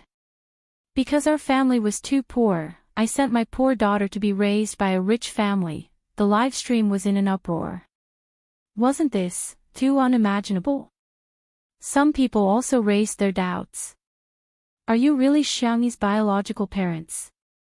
Do you have any evidence? The two of them came prepared, as if they had already expected this question. They took out a brown paper bag and said, the evidence is in here, but we decided not to make it public. Chapter 10:27. Yes, we thought about it. In order not to affect Xiang Yi's life in the future, we decided to bury this secret. Father E said in a pained tone. He lit up the paper bag with a lighter and burned it. The so-called evidence was reduced to ashes. The fans were dumbfounded. What kind of trick is this? Since you don't want to affect Xiang Yi, why did you start a live stream? I'm so confused. Why did you burn it just like that? How do we know if there's a piece of white paper inside? Are you guys insulting my IQ? It's obvious that you're trying to ride on my coattails. However, there were too many netizens and it was impossible for them to come to a consensus. There were conspiracy theorists and netizens who claimed to be little detectives who started making up stories to justify themselves. First of all, these two people look a lot like Xiangyi. Are there so many people in the world who look alike? There's no way to clear that up, right? Secondly, don't you think that Xiangyi's brother is too nice to Xiangyi? Maybe he doesn't treat her as his sister at all, but as a child bride. Thirdly, the fact that they burned the evidence shows that the two of them are very close to Xiangyi. Otherwise, if they just made it public, Xiangyi wouldn't be able to continue being a rich and beautiful woman. Lastly, I want to say that Xiangyi is probably from a wealthy family just by looking at her face. There's no way she's destined to be rich and powerful. Everyone, welcome to plus XXXX fortune telling for only 200 yuan. Some radical netizens even felt that they had been deceived by Xiangyi and went to Xiangyi's Weibo and livestream to denounce her. There were also people who frantically tagged the director in charge of today's livestream and asked him to interview Xiangyi. After watching the middle-aged couple's livestream, the director was speechless. How can anyone believe such clumsy acting skills? Asking Sister E to clarify things would be an insult to Sister E. He told the staff, "There's no need for that, the innocent will know." A few nosy socialites quickly surrounded Xiangyi when she went to the buffet area. "Sister E, sorry to disturb you, but we have a question for you," Xiangyi said good-naturedly. What happened? Well, did you watch the live broadcast? The two of them said that they were your biological parents. Xiangyi looked at the screen and saw a pair of unfamiliar faces in the live stream. She said indifferently, "No." Various netizens began to overinterpret her expression. She's using nonchalance to cover up the turbulence in her heart. The more a liar is exposed, the angrier they will be. The more a guilty person is questioned, the calmer they will be. This was all based on psychology. 2 words, faking it. In another live stream room. After Father and Mother E received the notification, they suddenly started acting as if they had been possessed by a drama queen. Mother E covered her face and wept. "It's my fault for being useless. That's why my daughter has to lead a wandering life." Father E thumped his chest and stamped his feet. "Daughter, come back. I can't give you riches and glory, but I can still provide you with 3 meals a day. Are you coveting the Xiang family's gold, silver, and jewels and looking down on your own parents? You don't want to provide for the 2 of us when we're old. Daughter, you're being unfilial." The 2 of them cried and acted well. Some netizens who had poor judgment believed them, especially the middle-aged and elderly netizens who were sensitive to the topic of unfilial piety. They were so affected that their eyes turned red. In the buffet area, Xiang Feng, who was stuffing macarons into his mouth, turned around and cursed, "What the hell? How dare you slander our little bunny? You're trying to kill her." Xiangyi, who didn't take it seriously at all, was distracted by the menu for dinner.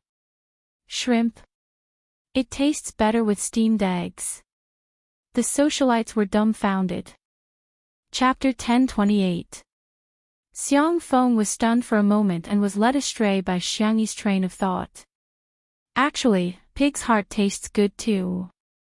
Pig's heart soup is always divine. The socialites. Come on, why are you two talking about food? In the live stream, I spat a mouthful of water onto the screen. I realized that Uncle Xiang really has a gift for being a comedian. He's so funny. Little muddle-headed Xiang Yi is so cute. Come on, Mommy will cook shrimp and steamed eggs for you.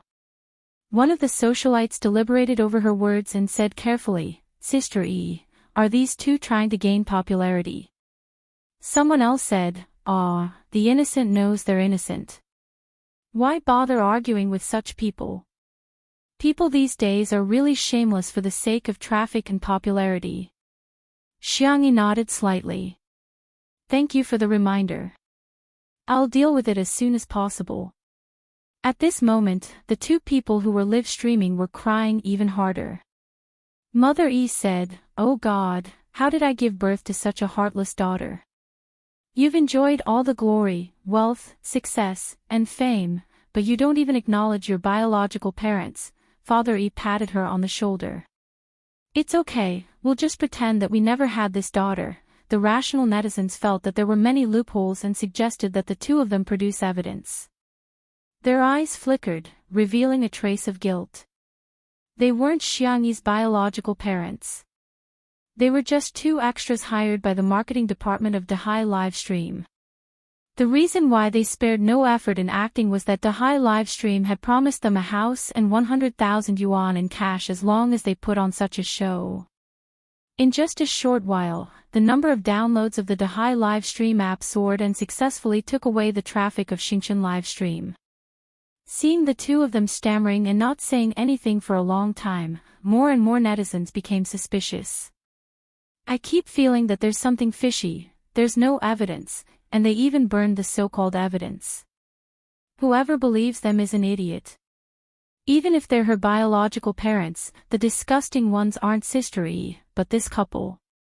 They abandoned their daughter first, and now that she's popular, they're reuniting with her. I think they just want money. At the venue of the party, Xiangyi walked up to her brother and said a few words. The camera was a little far away this time, so they couldn't hear their conversation clearly. However, the crowd had witnessed the great demon king unleashing his aura. Through the screen, the overwhelming aura seemed to crush everything in the world. Countless people held their breaths, not daring to make a sound. Sengchen took out his phone and dialed a number. Under the strong cheers of the audience, the director boldly moved the camera closer to the Xiang siblings. The sound recording device captured the conversation between the two. "Xiangyi, brother, if I'm really not mom and dad's biological daughter," Sengchen interrupted her, "don't make such an impossible assumption. I'm just saying." The cold and steady man was silent for a few seconds. Suddenly, he raised his hand and patted his sister's little head. "Blood ties are not the only thing that binds people together. Even if we are not related by blood, nothing will change. You will always be my only biological sister. You will always be our little rabbit." No one expected the great demon Sengchen to say such words. Even Xiangyi was stunned for a few seconds. After a while, the girl sniffled and looked up at him. "Brother will always be my brother." Chapter 1029. This heartwarming scene was very touching. However, the sound of sobbing and sniffling from the side ruined the atmosphere. "Tutu, come give me a hug. I'll always be your uncle too. And Chin Chin, you'll always be my nephew too." Sengchen moved perfectly and avoided Xiang Fang's hug. Xiang Feng blankly typed a question mark. "Am I being despised?" Xiangyi took the initiative to hug her uncle and said in a soft voice, "Uncle, don't cry. You look so ugly when you cry." "Sister Song will." Xiangyi paused and hesitated to speak. Xiang Feng was so touched that he cried, "Tutu is still the best. You must be worried that Song Song will feel sorry for me. She's really my sweetheart." "No. I'm just afraid that Sister Song will laugh too loudly when she sees you crying." Xiang Feng was speechless. Thinking of how he was trapped in a tree when he was a child and Song Qiuqiu laughed hysterically with his hands on his waist, Xiang Feng felt terrible. Xiang Feng, storm cry." After comparing the two live streams, most netizens came to their senses. At first glance, it was just a farce. However, there were also a small number of stubborn netizens who believed the words of Father E and Mother E. As public figures, shouldn't filial piety be the top priority? Giving birth to a child is better than giving birth to a child. Parents giving their child life is the greatest kindness. The child must repay the kindness. I don't believe there are parents in this world who don't love their children. On the contrary, children don't know how to repay their parents. Be filial to your parents. Especially Xiangyi, she's a negative example. On the internet, information often spread quickly. Many people had forgotten that what they could see was often what others wanted them to see. He didn't even know that he was being used as a tool. On the live stream, Father E and Mother E acted for a while, repeating the same lines over and over again. The netizens began to get tired of the aesthetic. Are there any more new melons? No more. The marketing department of Ocean Livestream was already prepared. They made a gesture, and the middle-aged woman who played Mother E understood. She wiped away her tears and said in a tone of despair, actually, I have chronic kidney failure, also known as uremia. I need a kidney transplant. The doctor said that the compatibility between family members is the highest, but I've looked around and found no suitable one. Now, my only hope is my daughter. This melodramatic plot immediately attracted the attention of many people. Her biological mother needed a kidney transplant. As her biological daughter, shouldn't she donate a kidney? This instantly became the topic of debate among the netizens in the live stream. Mother E was secretly overjoyed. According to the script, the live stream was about to end at this point. Soon, she and her husband would be able to receive the reward for the live broadcast in the ocean. The next second, in the live broadcast room, a few lines of yellow text suddenly appeared. That was the special effect when gifting gifts, but it was used as a notification. Our company has accepted Madame Xiangyi's request and will file a lawsuit against the relevant personnel who slandered Madame Xiangyi. According to our country's laws, those who slander others and the circumstances are serious will be sentenced to imprisonment of not more than 3 years, criminal detention, public surveillance, or deprivation of political rights. Above. When Father E and Mother E saw this message, they were dumbfounded. Why are you suing us? Father E couldn't sit still anymore.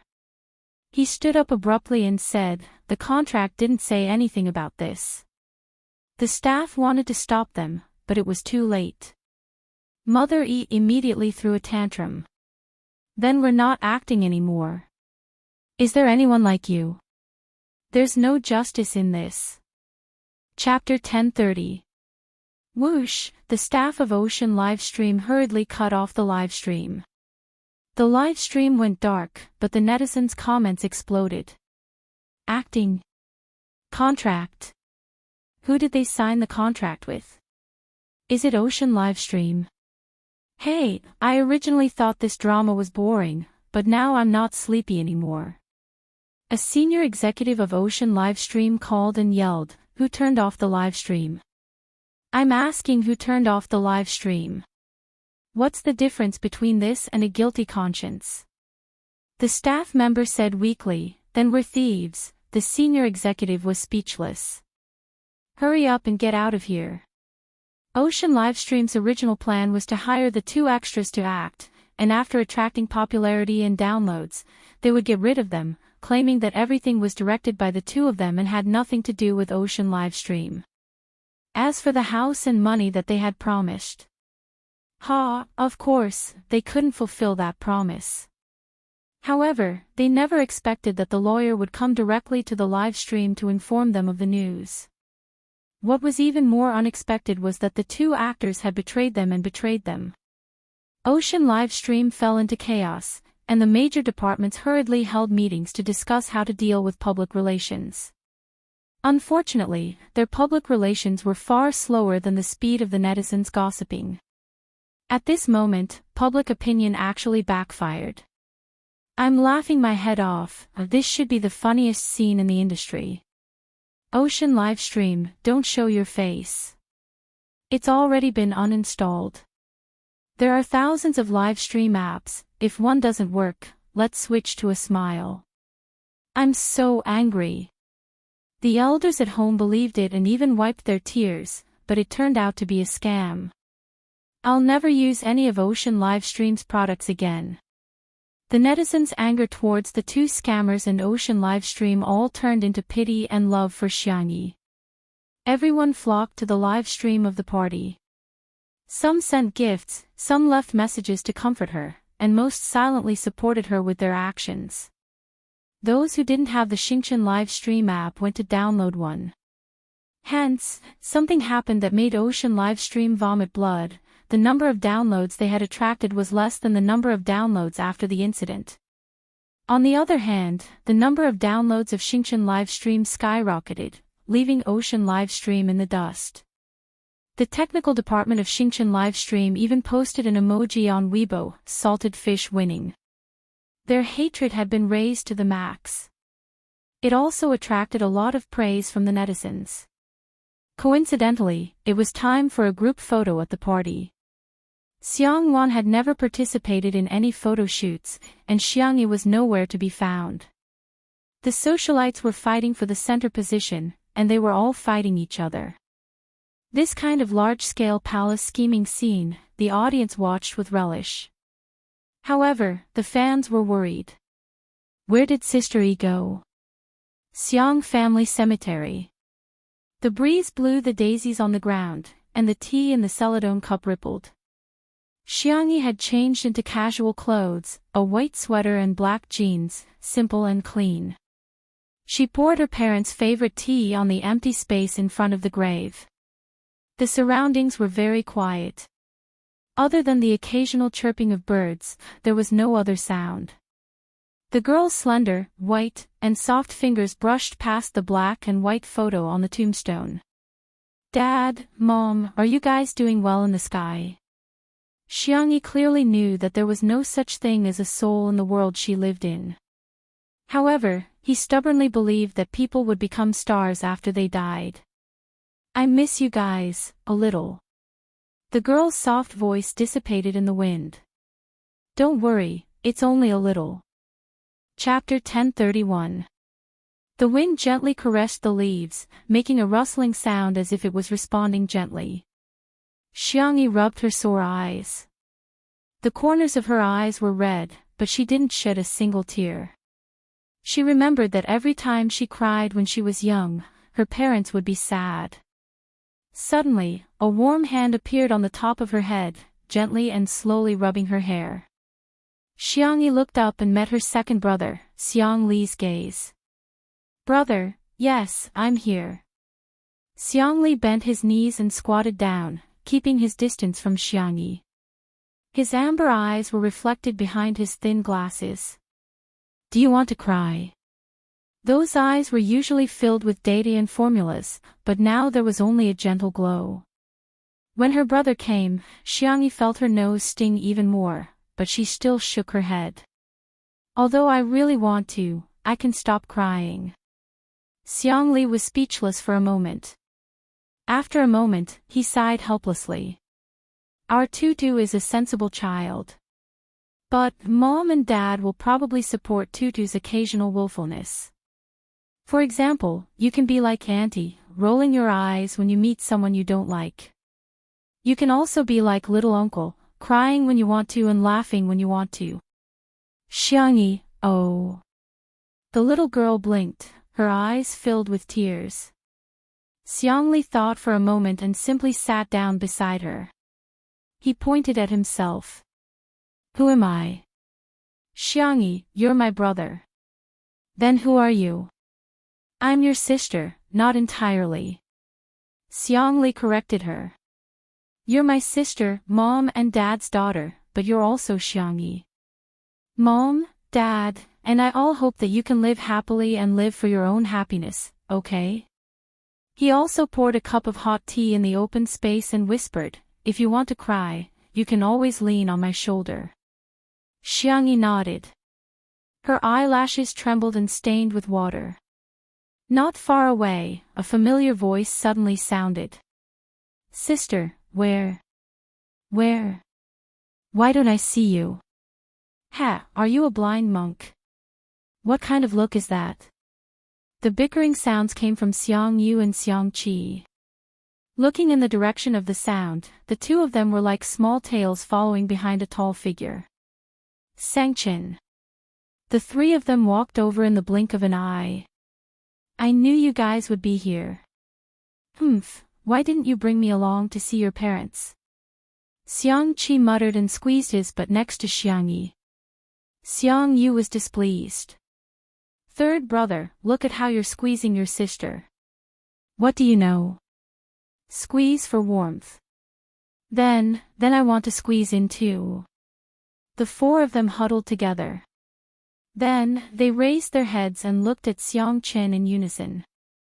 The great demon king was expressionless. He glanced at his brothers and sisters and complained in a low voice, childish. In the next second, he also sat down in the only space available. The gloominess and coldness were dispelled and replaced by warmth. It really does seem quite warm. Xiang Yi said in a low voice. It's just a little crowded. Luckily, little uncle and auntie aren't here, suddenly. Xiang Feng sneakily poked his head out from behind a tree with a smug look on his face. You didn't expect us to be here too, did you?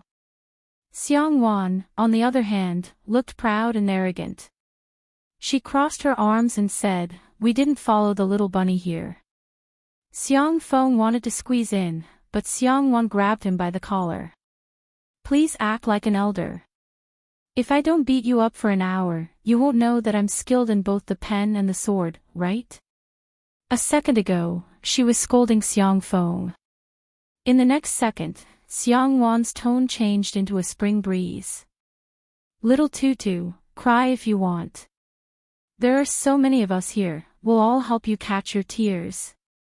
Chapter 1032. The corners of the Xiang brothers' mouths twitched.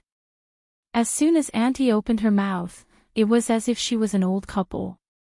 Xiang Feng, on the other hand, was confused. Why did she always pull his ear whenever she didn't like it? Little Xiangyi couldn't even bear to scold him, let alone pull his ear. Xiangyi laughed at Auntie's coaxing, and small dimples appeared on her cheeks. I won't cry anymore. She had been holding it in before, but now she was sincere. Because she had the best family in the world. Seeing the little girl smile through her tears, Xiang Wan breathed a sigh of relief.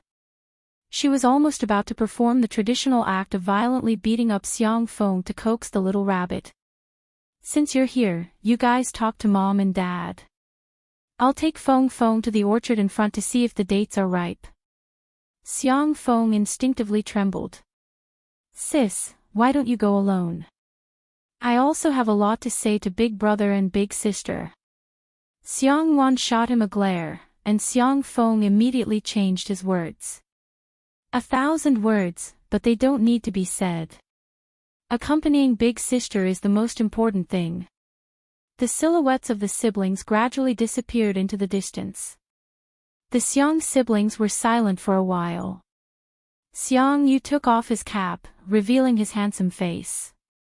I'll go first. He took a deep breath, then slowly exhaled. He repeated it several times, then said in a low voice, Mom and Dad, when I was young, you always encouraged me when I played games. Now that I've made some achievements in esports, I'll work harder in the future. I'll also take good care of little sister, I swear in the name of Big Brother. With that, he turned his face away. His eyes were red under his thick eyelashes. Xiang Qi rubbed his head, messing up Xiang Yu's slightly long hair. The latter gave him a look of disdain. Xiang Qi stared at the photo on the tombstone. Next, it's my turn. When I used to play with the sewing machine and make clothes for little sister's doll, everyone said I was strange, sissy, and not like a man. Only you guys praised me as a genius. Actually, I was secretly happy for a long time. It was you guys who gave me the courage to do what I love. Leave little sister to me. Xiang Qi patted his chest. I'll make her little dresses for the rest of her life. Xiang Li chimed in from the side. Dad, Mom, I'm sorry for making you worry about my health when I was young. You were troubled by my inability to make friends. You were troubled by my studies. Now that I have some achievements in the medical field, I don't have to worry about food and clothing. You don't have to worry about me.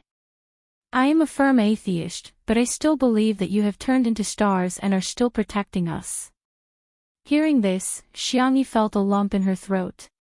She continued to pull weeds to cover up her loss of control. Sungxin's speech was concise and powerful. I will protect my brothers and sisters for the rest of my life. Xiangyi couldn't hold it in any longer. Her tears fell onto the stone floor.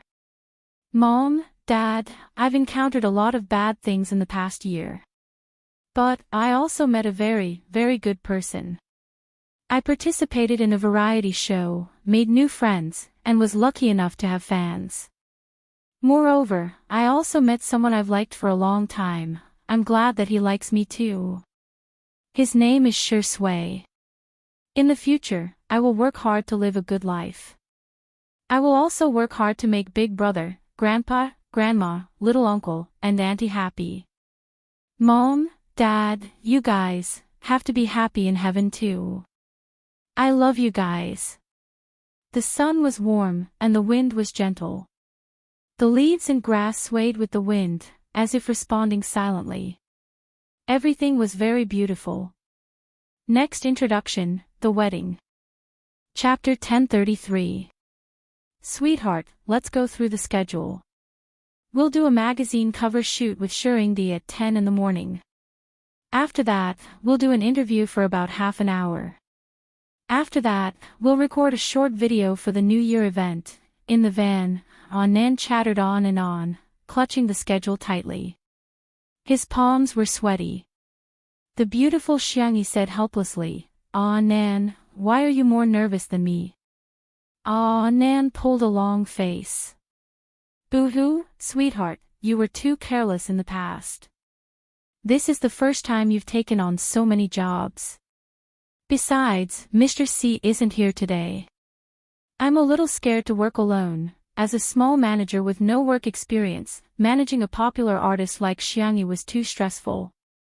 Xiangyi asked curiously, where did Mr. C go? Haven't the two of you always been inseparable? Nan replied, I think Auntie is sick. He went back home to visit her. Before he finished speaking, his phone buzzed. It was a message from Si Chuanbai. Have you eaten? I'm already at home. Nan quickly typed, is Auntie okay? Do you want to bring her to Nanqing? The medical resources here are better. I can help you contact a doctor. Si Chuanbai, it's a lie. Madam Hong is fine. She just tricked me into coming back for a blind date. Nan, then don't let Auntie down. Go shopping with Auntie and have afternoon tea with her friends. Give her some face if you find someone suitable. Hurry up and meet her. You can't be single forever. There was no reply for a long time. It wasn't until Nan accompanied Xiangyi into the dressing room that he received two strange messages from Mr. C. I didn't want to ask at first, although we've known each other for so long, but it's fine. Do you want me to go? Nan was baffled. Mr. C had always been a very opinionated person. He was highly efficient and made decisions swiftly and decisively. He was completely different from a procrastinator like him. Why would he come to ask for his opinion? Could it be that a ruthless work machine would be at a loss when faced with relationship problems? Nan pressed the voice button and said, Mr. C, I think you should muster up your courage and challenge yourself. I believe that with your qualifications, as long as your blind date isn't too weird, they will definitely be very satisfied with you. Mr. C, let's go. Oliver, give me, this time, Si Chuanbai replied with an ellipsis. Nan stared up and down, left and right for a long time, but he still couldn't figure out the meaning of the punctuation. He was a flunky who had poor reading comprehension since he was young. He was so worried that he scratched his head. There was only one question in his mind. Why was Mr. C like this? Good girl, can you help me take a look at what Mr. C is trying to do? Sure. Xiangyi finished reading their conversation and felt sympathy for Si Chuanbai. What's wrong? Was there some kind of mystery behind it? Or is there a hidden meaning? Xiangyi reminded him tactfully, well, just take it literally. Ah, Nan stared at him again. All of a sudden, the fog in front of him seemed to have cleared up, revealing the moon. Ah, Nan was suddenly enlightened and slapped his thigh. I got it. Xiangyi's eyes lit up. She was ready to be a couple on the spot. However, she heard Nan say confidently like Sherlock Holmes solving a case. That's a hidden sentence. The first part of Mr. C's sentence is you're an idiot. That's too much. Chapter 1034. Xiangyi's cherry lips moved as if she wanted to say something but stopped. Have you ever thought that Mr. C actually has feelings for you? At this moment, someone knocked on the door. Teacher Xiang, I'm today's makeup artist. Is it convenient for you to come in now? It was inappropriate to talk about this topic in front of outsiders. Let's talk about it later. Please come in. The makeup artist pushed the door open and entered with a few assistants behind her. Teacher Xiang, feel free to communicate with me if you need anything. Everything we do is for today's shoot. As the makeup artist applied makeup on Xiangyi, Nan typed a few words angrily. Whatever. Humph. He admitted that he wasn't very smart and had let his family down by not being an outstanding doctor and inheriting his family's hospital. After falling out with his parents, he could only be a poor worker, but Mr. C was the person he respected and admired the most. How could he say that he was a fool? Sob sob sob, Si Chuanbai, who was thousands of miles away, said with an indifferent expression, if there's nothing else, I won't disturb you. His mother, Madame Hong, felt her scalp go numb. You child, how is going back to your own home a bother? Aren't you treating me like an outsider? I've said it before, I have someone I like. I've also said that no, Madame Hong's voice was shrill. That little hooligan with colorful hair. I won't allow it. I won't allow it. How can you like someone like that? How is he worthy of you? Si Chuanbai interrupted her. He has a name, Munan. I fully understand how you feel, but I hope you can give him the respect he deserves. This was the first time her son, who had always been taciturn and respectful to her, had contradicted her for someone else. Madame Hong froze on the spot. After a long time, she asked in a trembling voice, do you like him that much? Why? Si Chuanbai said, there's no reason for some things. Don't be angry, your blood pressure is going to rise soon. I'll go to the kitchen to boil some water for you.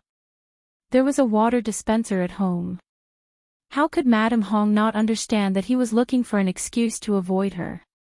The bitterness in her heart gradually increased. Was she wrong?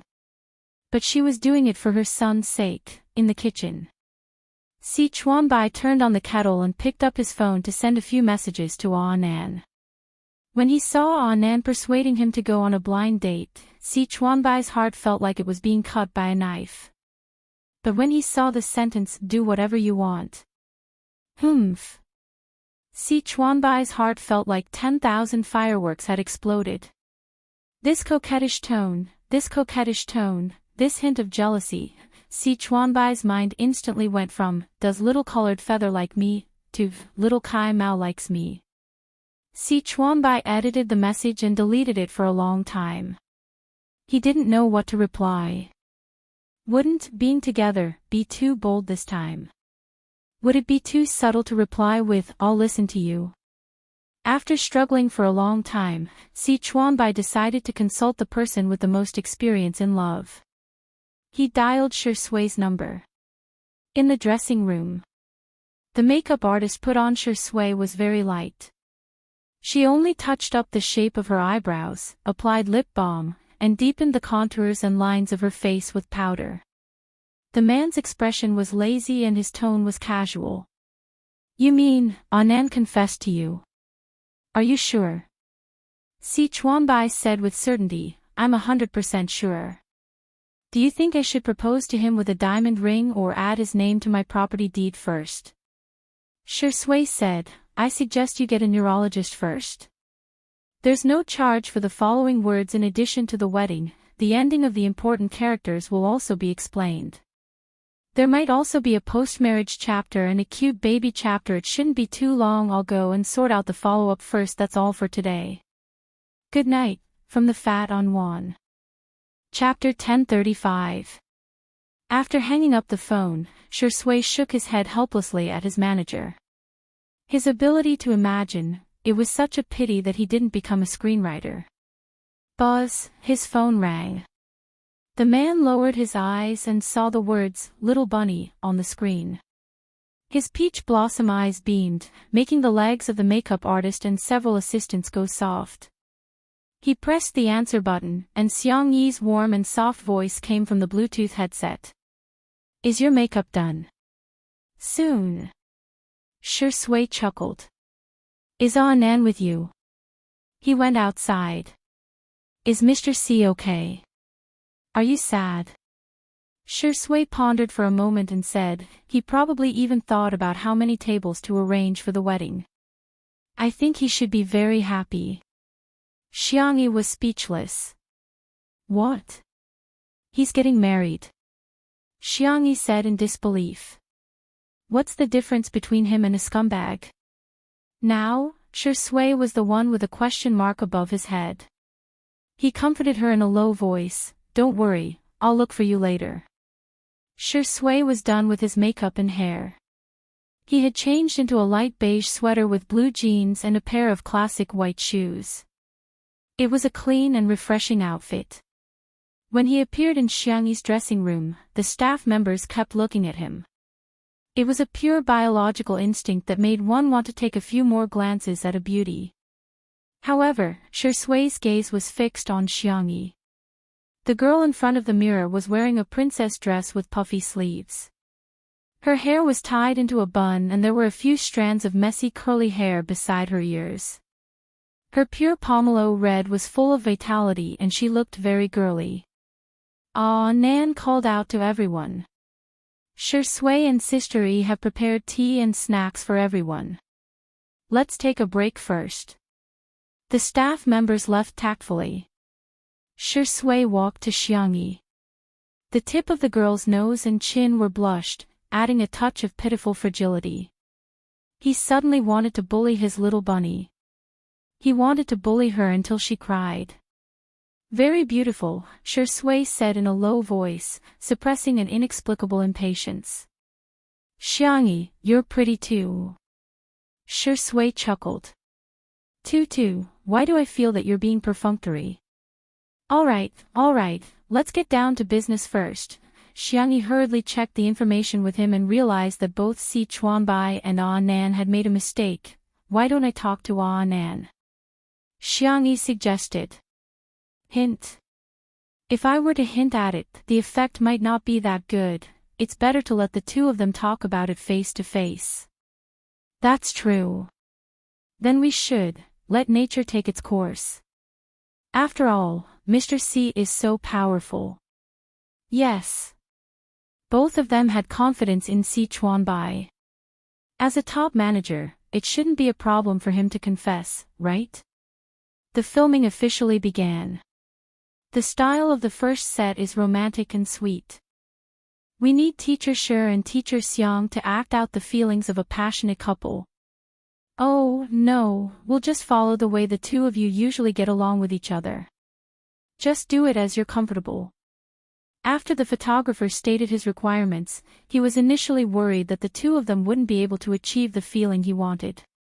Unexpectedly, in the next half an hour, he vividly experienced what it meant to show off their affection, head touching, lifting, strawberry kissing, pressing down on the sofa and looking at each other. The photographer almost had tears in his eyes as he finished taking this set of photos. Shui and Xiang Yi went to change into their clothes for the next day. The new assistant asked foolishly, how does it feel to be an untimely couple? I'm full.